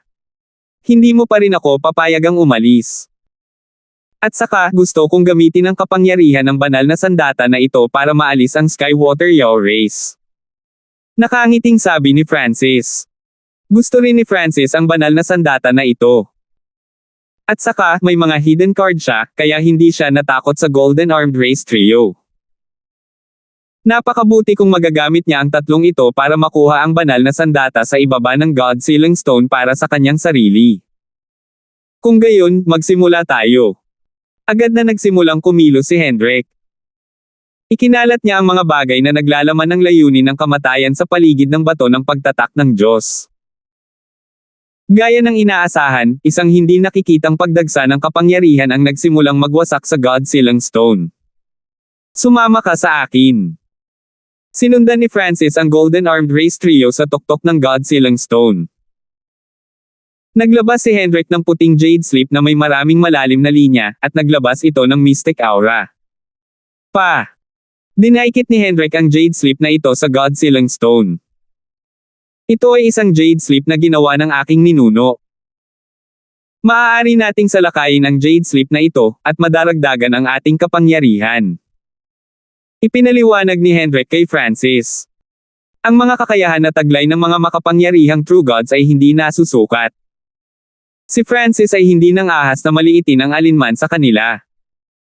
Nakakita siya ng mga mahiwagang pamamaraan mula sa mga eksperto ng gulong zone sa Wild Ancient Secret Dimension, at ang Skyfeather Island ay isang sulok lamang sa gilid ng Ancient Desolate Realm of Gods. Hindi sapat ang karanasan ni Francis. Bam! Sinalakay ng quartet ang puting Jade Sleep na ito ng magkasama. Isang malakas na surge of power ang nagmula sa Jade Sleep at umaksyon patungo sa God-Sealing Stone. Weng! Unti-unti ng death intent sa paligid ng God-Sealing Stone ay nagsimula ng mas mabilis itong mabura. Sa pinagsamang puwersa, nagsimulang humina ang kapangyarihan ng God-Sealing Stone. Tumigil. Hayaan ang banal na sandata na makalusot sa pagsupil sa God-Sealing Stone na mag-isa ngayon. Binawi ni Hendrik ang Jade Sleep. Boom! Boom! Boom! Tumunog ang mga pagsabog mula sa ilalim ng God-Sealing Stone. Lumitaw ang isang puwang sa God-Sealing Stone, at nagsimulang lumitaw ang mga surge ng ambon ng kamatayan. Ang banal na sandata ay malapit nang lumabas. Gumalaw ang mga mata ni Francis. Kuya Hanford, oras na para maglaro ka. Si Hendrik sa gilid ay biglang nagsalita habang ipinakita niya ang isang tuso at malupit na ngiti. Sure! Isang silver jade slip na nagradiated ng kakaibang spatial intent na lumitaw sa kanyang kamay. Kasabay nito, sinalakay ng babae at matangkad na lalaki si Francis. Sa ilalim ng sitwasyon na walang sino man ang maaaring gumamit ng anumang iba pang kapangyarihan sa loob ng Forest of Death, si Francis ay hindi ang katapat para sa Golden Armed Race Trio. Higit pa rito, ginamit ng tatlong taong ito ang kanilang mga banal na sandata upang sugpuin si Francis at binaliwala ang pagguho mula sa hangin ng kamatayan. Kuya Hanford, ibigay mo ang iyong buhay sa amin. Malupit na ngumiti si Hendrik at nagsalita habang pinangunahan niya ang pag-atake. Whoosh! Sa sandaling ito, iwinagayway ni Francis ang kanyang kanang kamay, at lumitaw ang isang lalaking nababalutan ng itim na kaliskis. Parehong ginamit ni Francis at ng Black Destruction Serpent Dragon ang kanilang divine power nang walang pakialam sa hangin ng kamatayan at nakipagsagupaan laban sa Golden Armed Race. Ang trio ng Golden Armed Race ay may malungkot na ekspresyon nang makita nila si Francis na may mas maraming nakatagong card. Sa sandaling mag-away sila, naramdaman nila na ang lalaking ito na nakaitim na kaliskis ay hindi lang malakas ang pisikal na kapangyarihan, ang kanyang kadugo ay nakakatakot din. Ang aking Jade Sleep. Biglang napasigaw si Hendrik nang mawala ang Jade Sleep na inilabas niya. Meow meow. Sa sandaling ito, isang itim na alon ang lumitaw sa likod ni Hendrik at ang kanyang dibdib ay kritikal na nasugatan. Boom! Kasabay nito, si Francis at ang Black Destruction Serpent Dragon ay sumugod at sumuntok ng malakas kay Hendrik, na nagpalipad sa kanya. Pa! Isang madilim na pilak na ilaw ang kumislap habang ang Silver Jade Slip ay inilagay kay Hendrik. Huwag! Isang sigaw ang tumunog habang ang isang spatial na kapangyarihan ay bumalot sa katawan ni Hendrik at ipinadala siya sa gap patungo sa dimensyon na tinataka ng God-Sealing Stone. Hahaha, ang kapangyarihan ng divine power na ito ay napakahina pagkatapos makipaglaban sa God-Sealing Stone pagkaraan ng napakatagal na panahon. Gusto ng Golden Armed Race na isakripisyo ang iyong buhay upang mabawi ang ilan sa kapangyarihan nito. Ang nakakatakot na mukha ng Black Destruction Serpent Dragon ay ngumiti ng masama habang ibinunyag nito kung ano ang iniisip ng trio ng Golden Armed Race. Sa kanilang mga mata, si Francis ay nawalan na ng halaga ngayon, kaya mas mabuting gamitin ang kanyang buhay para tumulong na mabawi ang ilan sa kapangyarihan ng banal na sandata. Meow meow. Ang maliit na paws ang magnanakaw ay tumayo sa balikat ni Francis at tumingin sa God-Sealing Stone habang naghagis ito ng ilang lumang bronze coin sa hangin. 1187. Ang isang miyembro ng Skywater Yao Race ay kasalukuyang nasa labas ng Forest of Death. Matagal na silang nandoon. Siguradong namatay ang brat na iyon. Ang sabi ng taong mula sa Skywater Yao Race na may malamig na tawa. Gayunpaman, kailangan pa niyang manatili dito ng isang araw dahil sa mga utos. Boom! Sa sandaling ito, isang nakakatakot na layunin ng kamatayan ang biglang lumitaw sa loob ng kagubatan na natatakpan ng ambon ng kamatayan. Whoosh! Whoosh! Whoosh!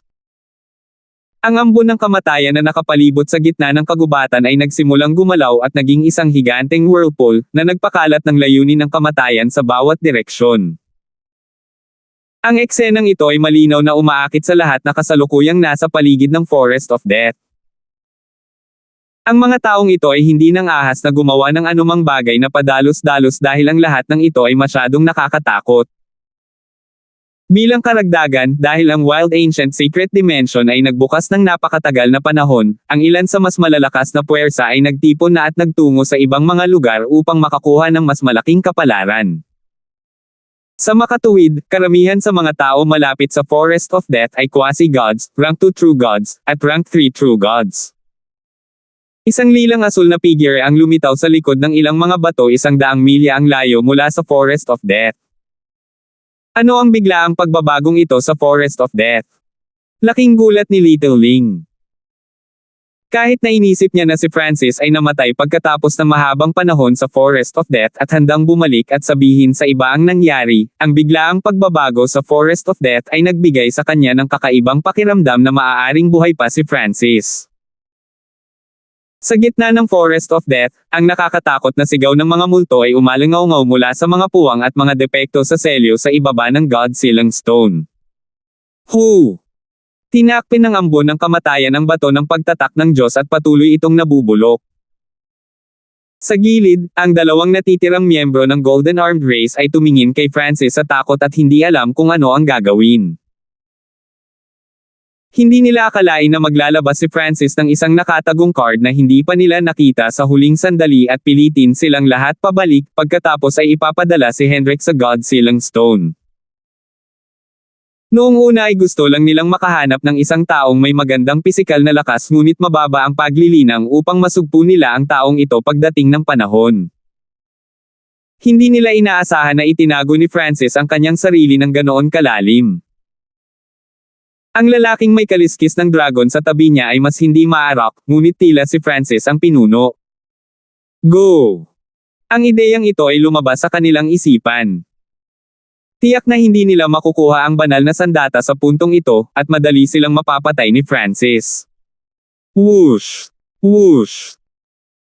Ang Golden Armed Race ay hindi na nag-abala sa pagguho mula sa ambon ng kamatayan at nagpalipat-lipat ng tipak ng divine power para tumakbo. Master, wala tayong gagawin sa kanila. Tanong ng Black Destruction Serpent Dragon. Mamamatay sila. Walang emosyong ekspresyon si Francis, na para bang ang lahat ay nasa ilalim ng kanyang kontrol. Hindi alam ng Black Destruction Serpent Dragon kung ano ang ibig sabihin ng pangungusap na ito, ngunit dahil walang pakialam si Francis, tamad din itong mag-alala. Napakaswerte ni Master at nakamit niya ang gayong kapalaran. Ang sabi ng Black Destruction Serpent Dragon na may selos. Ayon sa mga hula nito, ang banal na sandata sa ibaba ng God-Sealing Stone ay malamang na isang high-grade o kahit isang peak-grade na divine weapon. Kahit na ang Black Destruction Serpent Dragon ay walang ganoong nakakatakot na banal na sandata sa kanyang tuktok. Si Francis ay nasa peak stage pa lamang ng Mystic Light Realm ngunit maaari na siyang makatagpo ng ganoong kapalaran. Gayunpaman, hindi magiging madaling gamitin ang kapangyarihan ng gayong malakas na banal na sandata, lalo na't ito ay masama at masama. Whoosh! Whoosh! Dalawang figure ang biglang dumating. Tumingin ang Black Destruction Serpent Dragon at nakitang sina Wilfred at Winfred iyon. Nalaman kaagad nito ang ibig sabihin ni Francis kanina. Ang Golden Armed Race duo na tumakas lang ay malamang napatay ng dalawang ito.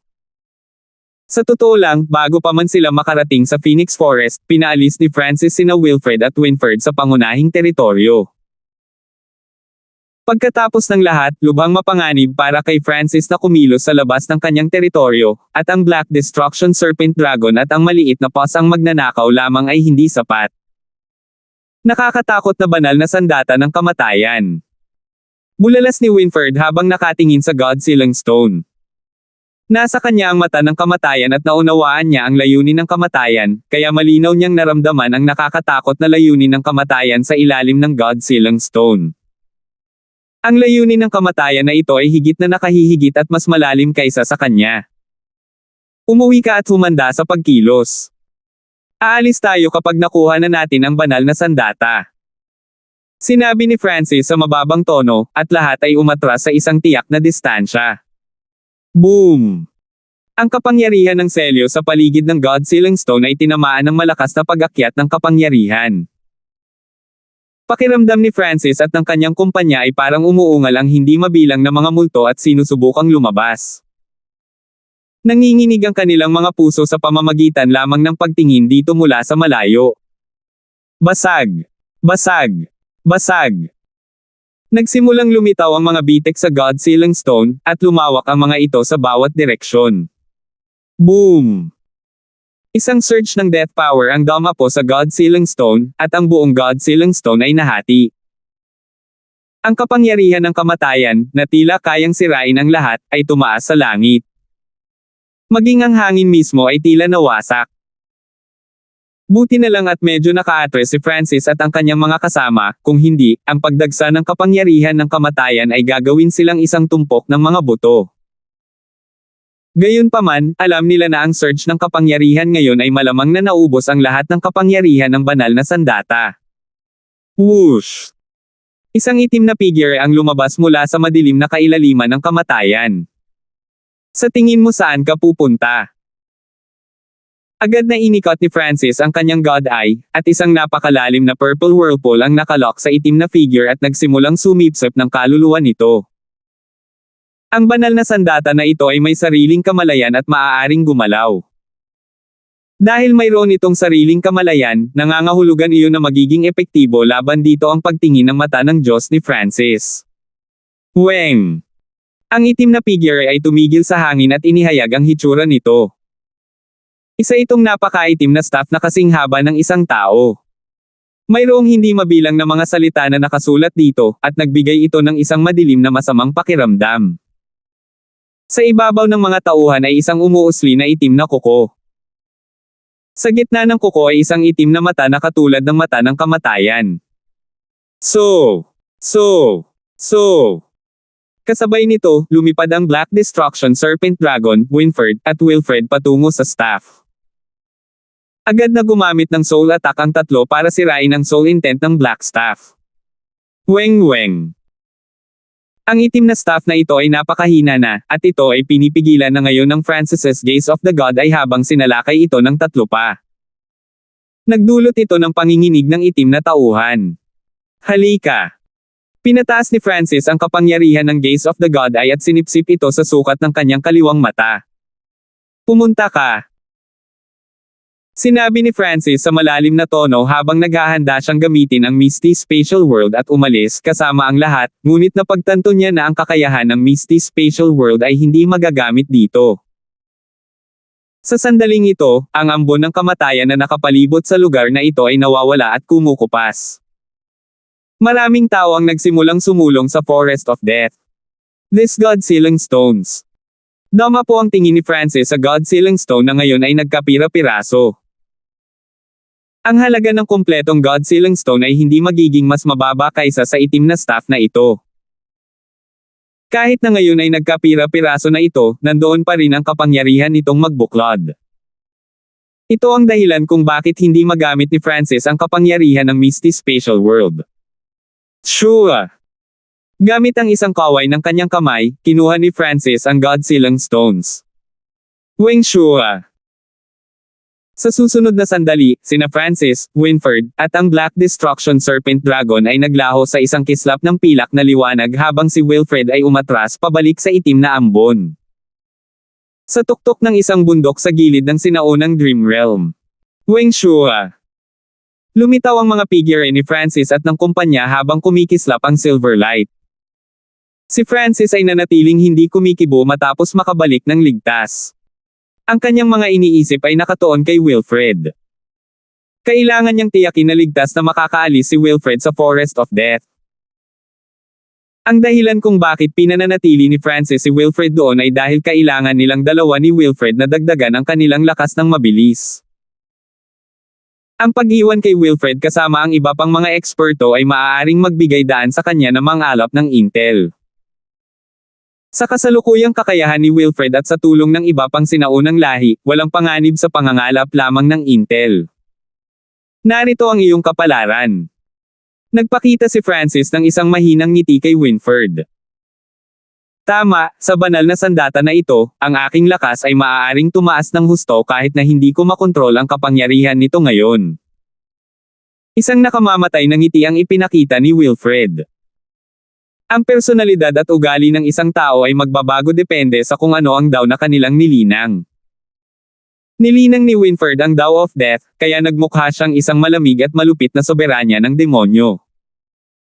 Unang tinulungan ni Francis si Winfred na pinuhin ang itim na staff na ito. Ang itim na staff sa dimensyon ng God Eye ni Francis ay walang magawa ngayon. Parang tinatakan pa rin ito ng God-Sealing Stone. Gayunpaman, sa sandaling ilabas ang staff, nagbigay ito ng malalim na layunin ng kamatayan at sinubukang tumakas mula sa kamay ni Francis. Kailangan ng mga banal na sandata upang makilala ang kanilang mga Panginoon. Ang itim na staff na ito ay halatang ayaw manatili sa kamay ng isang mahinang tulad ni Francis. Sa sandaling ito, inilibot ni Winford ang mata ng kamatayan at hinigop ang kapangyarihan ng kamatayan na nagmumula sa napakaitim na staff, at naunawaan niya ang layunin ng kamatayan sa parehong oras. Weng! Ang itim na staff ay nanginginig saglit matapos maramdaman ang Eye of Death, pagkatapos ay sinubukang tumakas mula kay Francis. Malinaw na, kahit na si Winford ang may mata ng kamatayan, ang itim na staff ay hindi pa rin masyadong nagmamalasakit. Alab ng kidlat ng Tribulation Eye. Nang walang sinabi pa, ipinalibot ni Francis ang kanyang kapangyarihan ng God Tribulation Lightning at sinimulan itong bombahin. Kung ito ay nasa pinakamataas na kapangyarihan nito, ang itim na staff na ito ay hindi matatakot sa Tribulation Lightning na ito, ngunit sa ngayon, ito ay masyadong mahina, kaya hindi nito makayanan ang puwersa mula sa Tribulation Lightning. Pagkatapos ay sinipsip ni Francis ang itim na staff pabalik sa dimensyon ng kanyang kaliwang mata pagkatapos ng isang oras na pagkakakulong sa isang pagkapatas. Si Winford ay pumasok sa pag-iisa. Ito ay malinaw na siya ay makakakuha ng walang limitasyong mga benepisyo mula sa pakikipag-ugnayan lamang sa mga tauhan na ito. Kapag mas malakas na siya, tiyak na mapapadalisay niya ang banal na sandata ng kamatayan na ito. Pumasok din si Francis sa pag-iisa pagkatapos umalis ni Winford. Shua! Maraming mapagkukunan ang lumitaw sa harap ni Francis, kabilang ang mga mapagkukunan ng paglilinang ng mga elemento ng hangin, kidlat, at metal. Naroon din ang mga balahibo ng phoenix-tailed bird. Ang unang naisip ni Francis ay nagpalibot sa 5 elemental wind lightning technique at nilinang ang metal of wind lightning. Ang pangalawa sa kanyang mga iniisip ay ginamit ang 5 elemento ng wind lightning at ang kapangyarihan ng God Tribulation Lightning upang pinuhin ang kanyang sacred lightning body. Ang pangatlo ng kanyang mga iniisip ay ginamit upang siyasatin ang mga balahibo ng buntot. Ang mga balahibo ng buntot na ito ay naglalaman ng bloodline na kapangyarihan ng phoenix-tailed birds. Ang apoy ay naglalaman ng asensya ng phoenix-tailed birds. Ang puso ni Francis ay nanginginig habang sinisiyasat niya ang 3 balahibo ng buntot sa kanyang harapan. Sila ay scarlet, orange, at purple ayon sa pagkakabanggit. Natagpuan ni Francis na ang mga katangian ng 3 apoy na ito ay magkaiba. Ang scarlet na apoy ay magulo at mapanira, ang orange na apoy ay nagninangas na mainit na parang natutunaw sa anumang bagay, at ang lila na apoy ay naglalaman ng isang uri ng kapangyarihan na maaaring makapinsala sa kaluluwa. Maaabot ng aking Ancient Blood Devil Son bloodline ang mga bagong taas kung gagamitin ko itong 3 balahibo ng buntot para pinuhin ito. Ang 3 balahibo ng buntot na ito ay maaaring magbigay daan sa bloodline ni Francis na lumakas ng mas mabilis. Kasabay nito, ang 3 balahibo ng buntot na ito ay naglalaman ng maraming nakapagpapagaling na katangian na malaking tulong sa katawan at estado ng pag-iral ni Francis. 1188. Ang apoy, kidlat, at gininto ang liwanag ay kumislap sa tuktok ng isang bundok. Ito ay lubhang mabangis. Bahagyang makikita ang isang nakaupong figure sa gitna ng tanawing ito. Maraming multicolored items ang lumutang sa harapan niya. Kahit ang rank 4 True Gods ay gustong lumutang ang mga kayamanang ito sa harap ni Francis. Ang mabangis na tanawin ay dulot ng paggamit ng mga ito ni Francis sa paglilinang. Ang kabuuang lakas ni Francis ay tumaas ng husto mula sa malaking halaga ng mga mapagkukunan. Huweng. Isang eskarlate gininto ang apoy na parang salamin ang sumunog sa buong katawan ni Francis. Huweng boom. Naglabas ng nakakapasong kulay dugo na apoy ang mala-eskarlatang gintong salamin na katawan ni Francis. Ang 3 balahibo ng buntot sa harap ni Francis ay mabilis na sumanib sa nagninangas na apoy ni Francis. Kasabay nito, ang kapangyarihan ng bloodline sa loob ng mga balahibo ng buntot na ito ay pumasok sa kanyang katawan at dugo. Boom! Ang malakas na surge ng bloodline power ay mabilis na sumanib sa katawan ni Francis at naging sanhi ng pagkulo ng kanyang Ancient Blood Devil Son bloodline. Nabangga ang kanyang bloodline sa sinaunang bloodline na kakapasok lang. Ang laking reaksyon. Nanginig ang puso ni Francis. Noong nakaraan, ang bloodline ng Ancient Blood Devil Son ay naglabas lamang ng matinding init kapag pinipino nito ang iba pang sinaunang bloodline. Ang dahilan kung bakit napakalakas ng reaksyon sa pagkakataong ito ay marahil dahil napakaraming pagkakatulad sa pagitan ng linya ng Phoenix-tailed bird at ng bloodline ng Ancient Blood Devil Son, o marahil ay masyadong malakas ang bloodline ng Phoenix-tailed bird race. Ang kailangang gawin ni Francis ay kontrolin ang Ancient Blood Devil Son bloodline at kainin ang bloodline power ng Phoenix-tailed bird bloodline. Hu! Ang apoy sa paligid ni Francis ay lumakas at lumakas, na para bang siya ay muling ipanganak. Para siyang nag-aalab na demonyong soberano. Sa kalaunan, ganap na nilamon ng Ancient Blood Devil Son bloodline sa loob ng katawan ni Francis ang Phoenix-tailed bird bloodline. Hu! Ang bloodline sa loob ng katawan ni Francis ay parang kumukulong tubig, at nagsimula itong tumaas. Woom! Ang apoy sa paligid ng katawan ni Francis ay nag-alab sa sobrang galit.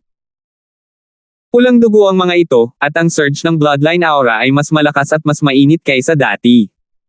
Weng! Ang malabong imahe ng Phoenix-tailed bird ay makikita sa likod ng nag-aalab na likod ni Francis.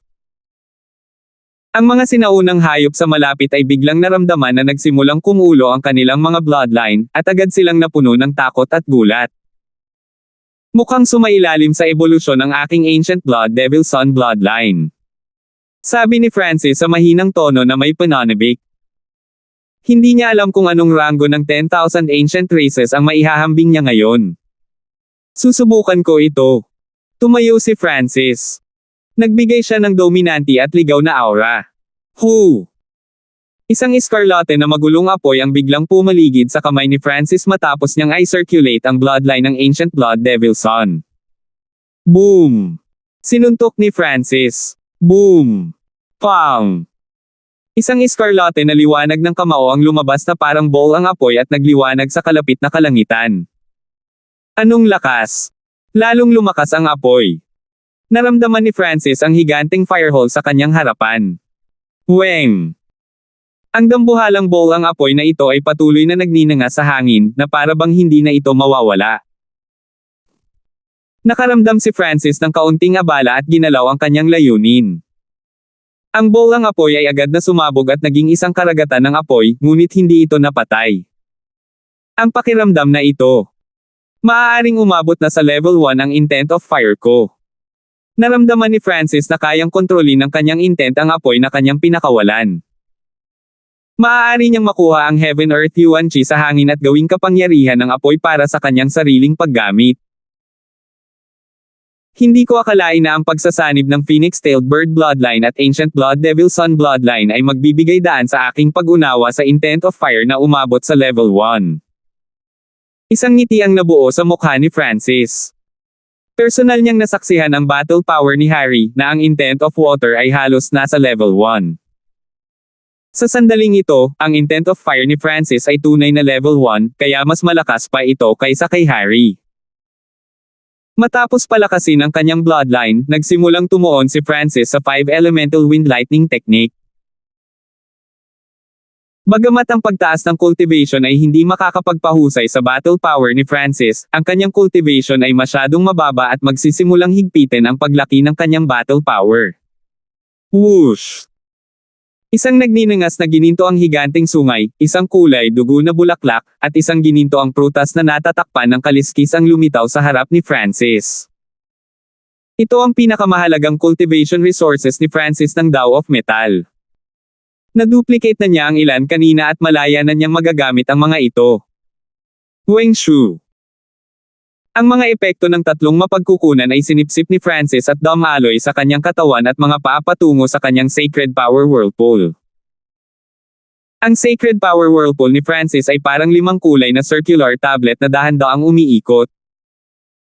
Kapag ang mga nakapagpapagaling na katangian ay pumasok sa gininto ang bahagi ng tableta, mabilis silang napino at hinihigop. Weng Boom! Ang Metal of Wind Lightning Sacred Power sa gintong lugar ay biglang naglabas ng maliwanag na gintong liwanag. Kasabay nito, ang gintong liwanag at ang kapangyarihan ng Wind Lightning ay bumaril sa bawat direksyon mula sa katawan ni Francis. Ang aking pundasyon ng Metal of Wind Lightning ay sobrang solid. Magagawa kong makapasok sa mga peak stage pagkatapos na linangin ito ng kaunti pa. Bulong ni Francis. Ang kanyang Metal of Wind Lightning ay halos umabot na sa peak stages. Si Francis ay nagpatuloy sa paglilinang at huminto lamang kapag ganap niyang nasipsip ang mga katangian ng panggamot pagkalipas ng 3 araw. Tulad ng inaasahan sa mga metal elemental na kayamanan. Ang aking Metal of Wind Lightning ay ganap na pinagsama at mas lumakas. Nagulat si Francis, ngunit malaki ang ngiti niya. Sa kanyang kasalukuyang bilis, malapit nang maabot ng kanyang Metal of Wind Lightning ang maximum power. Sa puntong iyon, ang kanyang Metal of Wind Lightning ay maihahambing sa divine power, at maaari siyang ituring na isang demigod. Ngayong ang kanyang Intent of Fire ay umabot na sa level 1, inaasahan ni Francis ang kapangyarihan ng Lightning Fire Obliteration kung ito ay sumanib sa kanyang max power na Metal of Wind Lightning. Hu! Isang itim na guhit ng liwanag na nagbigay ng aura ng kamatayan ang lumapit kay Francis. Ang taong ito ay si Winford. Dumarating siya isang beses bawat ilang araw upang makatulong si Francis na sugpuin ang itim na staff at hayaan siyang makuha ang hangin ng kamatayan nito at maunawaan ang layunin ng kamatayan mula rito. Si Winford ay hindi nagmamadaling pumasok upang maging isang demigod, ngunit ang kanyang pag-unawa sa kamatayan ay naging mas malakas, at ang kanyang karunungan sa Eye of Death ay mas mahusay. Hindi niya kailangang linangin ang maraming bagay gaya ng ginawa ni Francis. Ang kailangan lang pagtuunan ni Winford ay ang layunin ng kamatayan at ang mata ng kamatayan. Gayunpaman, siya ay kapareho ni Francis sa isang tiyak na paggalang. Ang kanyang aktwal na lakas ay nalampasan ang kanyang paglilinang, at kaya niyang pumatay ng mga kaaway na may mas mataas na paglilinang. Hindi siya mahihirapan makipaglaban sa isang rank 1 true god. Sure! Isang whirlpool ang lumitaw sa hangin, at ang itim na staff ay lumutang mula dito. Whoosh! Ang unang reaksyon ng itim na tauhan nang lumitaw ito ay lumaban. Mula sa punto de vista nito, kung ito ay nasa pinakamataas na bahagi nito, ang isang kirot lamang ng kapangyarihan nitong kamatayan ay maaaring pumatay sa 2 tao sa harapan nito, kaya ayaw nitong yumuko kina Francis at Winford. Alab ng kidlat ng Tribulation ay. Inipon ni Francis ang kapangyarihan ng God Tribulation Lightning at pinakawalan ito ng walang sinabi pa. Ang itim na staff ay naging mas masunurin pagkatapos ng pambobomba ng God Tribulation Lightning. Pagkatapos ay ipinalibot ni Winford ang mata ng kamatayan at mahinahong hinigop ang hangin ng kamatayan. Pagkalipas ng ilang oras, ang hangin ng kamatayan na nagmumula sa katawan ni Winford ay lumakas, at ang aura ng kamatayan ay walang epekto sa kanya. Weng whoosh! Ang Eye of Death ni Winford ay biglang nagsimulang umikot ng mas mabilis, at isang layer ng itim na ambon ng kamatayan ay dahan-daang lumitaw sa paligid. Hindi masama, ang banal na sandata ng kamatayan na ito ay hindi simple. Nakatulong pa ito sa layunin ng kamatayan ni Winford na maabot ang unang antas. Si Francis ay lubos na nasisiyahan. Sulit ang panganib na kinuha upang makuha ang banal na sandata na ito. Ang dalawang clone ni Francis ay parehong may malakas na battle power. Kung silang tatlo ay lumaban ng sama-sama, magkakaroon sila ng perpektong pagtutulungan, at maaari pa nilang talunin ang isang rank 3 true god sa isang head-on battle. Whoosh! Umalis si Winford pagkatapos ng kalahating araw ng pag-unawa upang linangin ang kanyang sarili. Sure!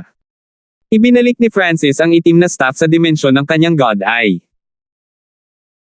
Maging si Francis ay hindi maiwasang hilingin na maunawaan ang layunin ng kamatayan at gamitin ang banal na sandata na ito dahil ito ay napakalakas. Sa kanyang mga kasanayan sa pag-unawa, hindi dapat napakahirap na unawain ang layunin ng kamatayan. Gayunpaman, ang layunin ng kamatayan ay isang nakakasakit na layunin, at si Francis ay nagkaroon na ng layunin ng apoy, kidlat, at metal para sa pagkakasala.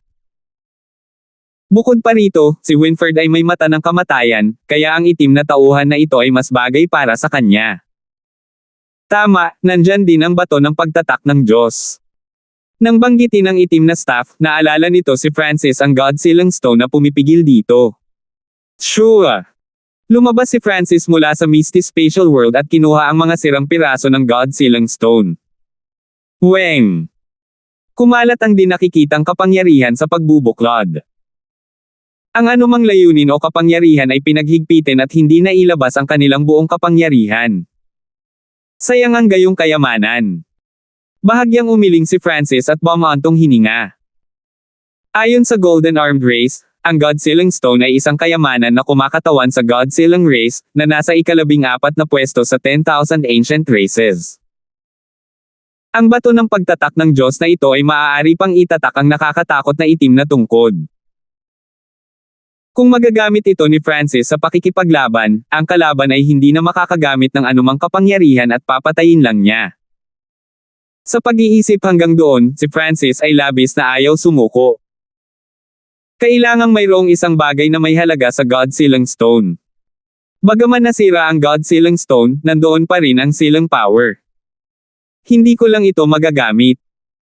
Kung tutuusin, hindi ako mula sa God-sealing race, bulong ni Francis. Kung siya ay mula sa God-sealing race, maaari niyang gawing isang piraso muli itong God-sealing stone. Marahil kung naiintindihan ni Francis ang layunin ng pagtatak, magagamit niya ito. Bukod pa riyan, maaari rin niyang gamitin ang mga sirang piraso ng God-sealing stone na ito para gumawa ng sealing array, ngunit hindi maglalakas loob si Francis na ihayag ang gayong kayamanan ng ganoon kadali. Iyon ay nangangahulugan na kailangan kong maunawaan ang layunin ng pagbubuklod. Bahagyang nawala ng magawa si Francis, ngunit ito lang ang magagawa niya. Nakita na niya ang kapangyarihan ng God-sealing stone noon.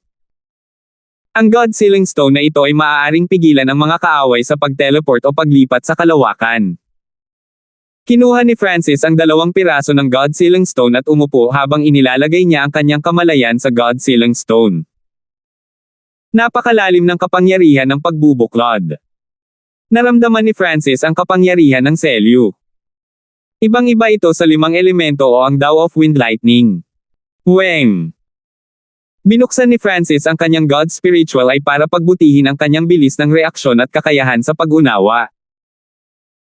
Kasabay nito, nagsimulang suriin ng kanyang gininto ang mata ang istruktura ng God-sealing stone. Sa tulong ng 2 piraso, hindi nagtagal ay nakapagsanib si Francis sa mundo ng pagbubuklod, at nakuha niya ang isang maliit na tipak ng layunin ng pagtatak. 1189. Habang naglilinang, paminsan-minsan ay nakikipag-ugnayan si Francis kay Wilfred upang makakuha ng mga ulat sa katalinuhan. Sa kasalukuyan, ang mapa ng Ancient Dream Realm sa isip ni Francis ay hindi kapani-paniwalang malaki. Ito ang produktong nilikha mula sa hindi mabilang na mga taon ng pagsisikap sa bahagi ng maraming paksayon sa Ancient Desolate Realm of Gods. Sa araw na ito, nalaman ni Francis na, bukod sa mga paksayon mula sa Gulong Zone, ilang paksayon mula sa Tianyin Zone ay pumasok din sa Wild Ancient Secret Dimension. Unti-unting umakyat ang mga tao dito.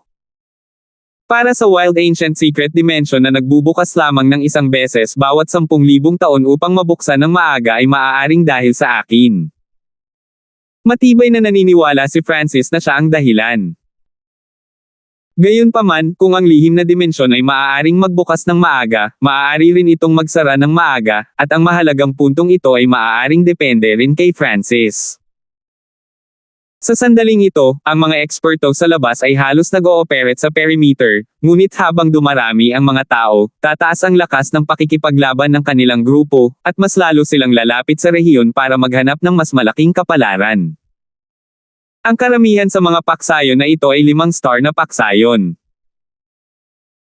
Napakahirap para kay Francis na saktan ng sinuman kahit na nagawa niyang makihalubilo sa isa sa kanilang mga grupo, at magiging napakahirap para sa kanya kung siya ay matuklasan.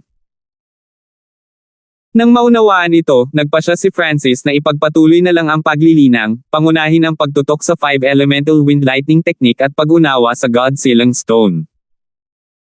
Kasalukuyang magagamit ni Francis ang isang maliit na piraso ng kapangyarihan ng silang.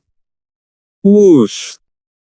Ikinawi ni Francis ang kanyang kamay, nag-imprenta ng isang transparent na inscription sa hangin. Isang sinaunang ibong yaw na nagkataon na lumilipad sa lugar na ito ay biglang bumulusok mula sa langit. Ko! Ang ibong yaw ay natakot sa kanyang talino. Kahit na ito ay isang ibon, kahit papaano ay hindi ito makakalipad ng biglaan. Sa kabutihang palad para dito, pagkatapos ng pagkahulog ng ilang sandali, nabawi nito ang kakayahang lumipad at nagmamadaling tumakas sa kakaibang lugar na ito. Isang araw, nagpadala si Wilfred kay Francis ng bagong impormasyon tungkol sa Heaven Devouring Sacred Land. Sagradong lupain ng Diyos, lumalamon sa sagradong lupain ang langit. Ito ang unang pagkakataon na narinig ni Francis ang terminong God Realm Sacred Land. Swish! Agad na tinawag ni Francis ang Black Destruction Serpent Dragon. Little Black, ano ang God Realm Sacred Land? Direktang tanong ni Francis. Halos tiyak na malalaman ng Black Destruction Serpent Dragon ang sagot. Haha, Master, siguradong naniniwala ka na ang pinakamalakas na paksayon sa Ancient Desolate Realm of Gods ay ang 5-star factions, tama ba? Ang Black Destruction Serpent Dragon ay nagbigay ng mapang asar ng ngiti. Hindi ba ganoon ang kaso? Si Francis ay namangha. Sa isip niya, nakuha na niya ang konsepto na ang 5-star factions ang pinakamalakas sa lahat. Ang gulong zone ay may 3 5-star factions, 10 ilang 4 na star peak factions, mas marami pang 4 at kalahating star factions, at hindi mabilang na 4-star factions, ngunit ang Diyos na namamahala sa lahat ng faction na ito ay ang God Realm Sacred Land ng gulong zone ang Heaven Devouring Sacred Land. Ang Black Destruction Serpent Dragon ay nagpahayag ng paggalang at pananabik. Sa isip nito, ang isang God Realm Sacred Land ay ang Diyos ng isang mundo at hindi maaaring labanan. Ang Heaven Devouring Sacred Land ng gulong zone ay itinatag ng Heaven Devouring Race. Nagpatuloy ang Black Destruction Serpent Dragon. Heaven Devouring Race, ika-17 na nirerango sa 10,000 Ancient Races. Ang impormasyon tungkol sa Heaven Devouring Race ay lumitaw sa isip ni Francis. Mayroon din bang God Realm Sacred Land ang Spiritual Race? Biglang may naisip si Francis at nagmamadaling nagtanong. Ang paglalarawan ng Black Destruction Serpent Dragon ay nagpaisip kay Francis na ang God Realm Sacred Lands ay ang pinakamalakas na pag-iral sa Ancient Desolate Realm of Gods.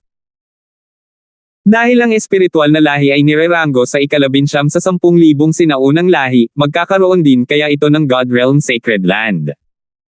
Kung iyon ang kaso, paano mahahanap ni Francis si Angelica? Ang God Realm Sacred Lands ay napakalaki, pinakamataas na pag-iral na namuno sa buong mga zone. Dahil lamang sa malakas ang bloodline ng isang tao ay hindi automatikong nangangahulugan na ang isa ay makapangyarihan. Batay sa naaalala ko, ang espiritual na lahi ay walang God Realm Sacred Land. Nag-iisip ng ilang sandali ang Black Destruction Serpent Dragon bago sumagot. Tumango si Francis, kinikilala ang mga salita ng Black Destruction Serpent Dragon.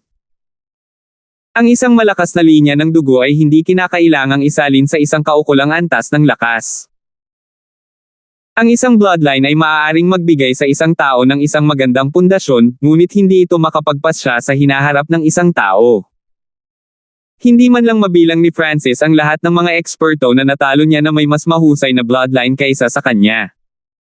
Magtanim ka lang dito. Maaari mong kunin ang mga mapagkukunan, ngunit huwag ganap na sirain ang mga ito. Nagbabala si Francis. Ang bloodline ng Black Destruction Serpent Dragon ay naging sanhi ng pagkahilig nitong sirain ang lahat at makakuha ng lakas mula sa pagkawasak na ito. Ang Ancient Dream Realm ay napakagandang lugar na may napakagandang mapagkukunan, kaya paano niya papayagan ang Black Destruction Serpent Dragon na sirain ito? Maraming salamat, Guro. Ang Black Destruction Serpent Dragon ay nagpakita ng isang nasasabik na ekspresyon. Wala itong ideya kung paano makapasok si Francis sa Wild Ancient Secret Dimension, at kung hindi gustong sabihin ni Francis, hindi nito malalaman. Whoosh! Naglaho ang katawan ng Black Destruction Serpent Dragon. Sa wakas ay pinahintulutan na ito ni Francis na makagalaw ng malaya, at sa isang lihim na dimensyon na puno ng kayamanan. Magiging kakaiba kung hindi gagamitin ng husto ng Black Destruction Serpent Dragon ang pagkakataong ito. Nang mawala ang Black Destruction Serpent Dragon, tinawagan ni Francis si Winfred. Magsisimula akong gumawa ng pangatlong soul clone. Bantayan mo ako dito. Utos ni Francis. Matagal na niyang natapos ang paglinang sa ikatlong antas ng soul splitting technique. Sa panahong ito, pinaikli niya ang kanyang soul intent, dinala ito sa antas ng pinakamataas na rank 1 true God, bago nagpas siyang hatiin itong muli. Sa kanyang dimensyon ng God Eye, mayroon pa rin siyang Eye of Samsara, ngunit ang mata na ito ay kontrolado lamang ang samsara ng buhay at walang anumang kakayahan sa pakikipaglaban. Ngunit kahit na ito ang kaso, ang samsara ng buhay ay napakahalaga kay Francis. Nasa ilalim na ng kanyang utos ni Francis ang malalakas na puwersang panlaban ng Black Destruction Serpent Dragon, Wilfred, at Winfred, kaya hindi masyadong makakaapekto sa kanya ang pagkakaroon ng isa pang malakas na puwersang panlaban. Gayunpaman, ang paggamit ng mata ng samsara ng buhay ay eksakto kung ano ang gusto niya. Batay sa naunawaan ni Francis, ang samsara ng buhay ay may dalawang gamit, ang una ay upang madama kung ang ilang mga tao ay muling nagkatawang tao o hindi, at ang pangalawa ay upang buhayin ang mga wasak na kaluluwa, sa asensya ay bumuhay sa kanila. Kahit ang isang durog na kaluluwa ay maaaring buhayin muli. Ang mga mata ni Francis ay kumislap sa pananabik. Ang nakakatakot na kakayahang ito ay ang tunay na paggamit ng mata ng samsara ng buhay. Kung maiintindihan ng isa sa mga clone ni Francis ang kakayahang ito, kung mapatay si Francis sa hinaharap, maaaring buhayin siya ng clone. Gayunpaman, ang kailangan ay ang clone na may Eye of Samsara ay kailangang maging sapat na malakas. Ito ay dahil espesyal ang kaluluwa ni Francis. Ito ay isang lightning soul body na may espiritual na mata ng Diyos na nakapaloob dito. Ginamit ni Francis ang Earth Escape at naglakbay ng malalim sa ilalim ng lupa, kung saan sinimulan niyang gamitin ang ikatlong antas ng soul splitting technique para hatiin ang kanyang kaluluwa. Matapos hatiin ang kanyang kaluluwa ng 2 beses, si Francis ay nagkaroon ng napakaraming karanasan at nagkaroon ng panlaban sa sakit na iyon. Pagkaraan ng 10 araw, natapos ni Francis ang soul splitting. Pagkatapos ay sinunod ni Francis ang paraan na ginamit niya kay Wilfred, na lumikha para sa ikatlong clone ng isang napakataas na uri ng katawan gamit ang isang malaking halaga ng mahalagang sinaunang mapagkukunan at sinaunang dugo. Ibinibigay ko sa iyo ang mata ni Samsara. Pagsamahin ito. Ibinigay ni Francis ang Eye of Samsara at ang soul ay refine ng teknik sa ikatlong clone. Ang pangatlong clone ay kasalukuyang masyadong mahina upang hindi magamit, kaya't pinananatili ito ni Francis dito at linangin upang itaas ang antas nito. Dumagundong. Ginamit ni Francis ang Earth Escape para maghukay sa lupa. Pinadalhan ako ni Wilfred ng iba pang balita. Habang nararamdaman ni Francis ang impormasyon sa kanyang isipan, napuno ng pagkabigla ang kanyang mga mata. Ang impormasyong ipinadala ni Wilfred sa pagkakataong ito ay nagsabi na, bukod sa kapangyarihan ng Gulong Zone at ng Tianyan Zone, ang mga paksayon mula sa isa pang pangunahing zona ng Ancient Desolate Realm of Gods ay pumasok sa Wild Ancient Secret Dimension. Ang zonang ito ay tinawag na Yangling Zone, at ito ay napakalayo mula sa Gulong Zone.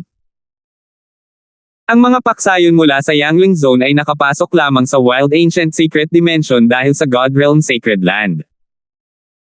Mula sa sinabi ng mga eksperto ng Yangling Zone, ito ang pinakamataas na Diyos ng Yangling Zone, ang Space-Time God. Ginamit niya ang kanyang Space-Time God ay para lumaban sa mga batas ng kalikasan at i-connecta ang mga paksayon ng Yangling Zone sa Wild Ancient Secret Dimension. Ang Space-Time God ay ito ang unang pagkakataon mula noong dumating siya sa Ancient Desolate Realm of Gods na nakarinig si Francis ng chismis tungkol sa 8 Great God Eyes. Sa 18 zone sa Ancient Desolate Realm of Gods, tanging ang Gulong Zone at ang katabing Tianyan Zone lamang ang nakakonekta sa Wild Ancient Secret Dimension, ngunit ginamit ng Space-Time God ang kanyang hindi kapani-paniwalang mga kakayahan upang puwersahang i-connecta ang Yangling Zone sa Wild Ancient Secret Dimension. Ito ay isang taong tunay na karapat-dapat sa pamagat ng space-time god. Ang ganitong uri ng banal na kakayahan ay magagawa lamang sa pamamagitan ng space-time ay. Nakita ni Francis na imposibleng kumalma. Hindi niya akalain na magiging napakalakas ng space-time god ay. Kung ito ang kaso, hindi rin magiging normal ang 7 pang mga mata ng Diyos. Tumpak-tambol. Tumpak-tambol. Nagsimulang tumibok ang espiritual na mata ng Diyos ni Francis, na naglabas ng hindi maipaliwanag na pananabik at pagnanais na makipaglaban. Darating ang araw na makikita ko mismo ang 8 great God eyes. Ang mga mata ni Francis ay kumikinang. Thwish. Dumating si Francis sa taluktok ng bundok kung saan siya nag-iisa, at kumuha siya ng ilang soul materials para pagalingin ang pinsalang dulot ng paghahati ng kanyang kaluluwa. Sa kanyang kasalukuyang antas, mababawasan ni Francis kung gaano hamina ang kanyang kaluluwa sa paghahati, ngunit hindi niya mapigilan ang lahat ng pinsala. Hindi nagtagal bago tuluyang gumaling ni Francis ang kanyang kaluluwa. Sa oras na ito, pinadalhan siya ni Wilfred ng isa pang agarang mensahe, isang mensahe na nagpatayo at nanginginig kay Francis. Pinaplano kong maghintay hanggang sa maging demigod ako bago lumipat, ngunit ngayon ay tila dapat akong mauna at lumampas sa ibang pagkakataon. Ang mga mata ni Francis ay naging malungkot, isang pahiwatig ng pagkaapurahan sa kanilang kaibuturan. Sa napakaraming mahalagang mapagkukunan sa kanyang pagtatapon, nagawa ni Francis na maayos na linangin ang metal of wind lightning. Kasabay ng katotohanan na ang kanyang pundasyon ay napakatatag, si Francis ay maaaring makapasok sa isang perpektong estado. Black Destruction Serpent Dragon, padadalhan kita ng mapa at target na lokasyon. Pumunta ka doon at hintayin mo ako. Agad na nagpadala si Francis ng mensahe sa Black Destruction Serpent Dragon sa pamamagitan ng Dark Heart Seal. Thwish. Sa isang madilim na guhit ng liwanag, dumating si Winfred sa gilid ni Francis. Dahil naabot na ni Winfred ang level 1 nanogram death intent, ang bilis ng kanyang cultivation ay tumaas ng husto.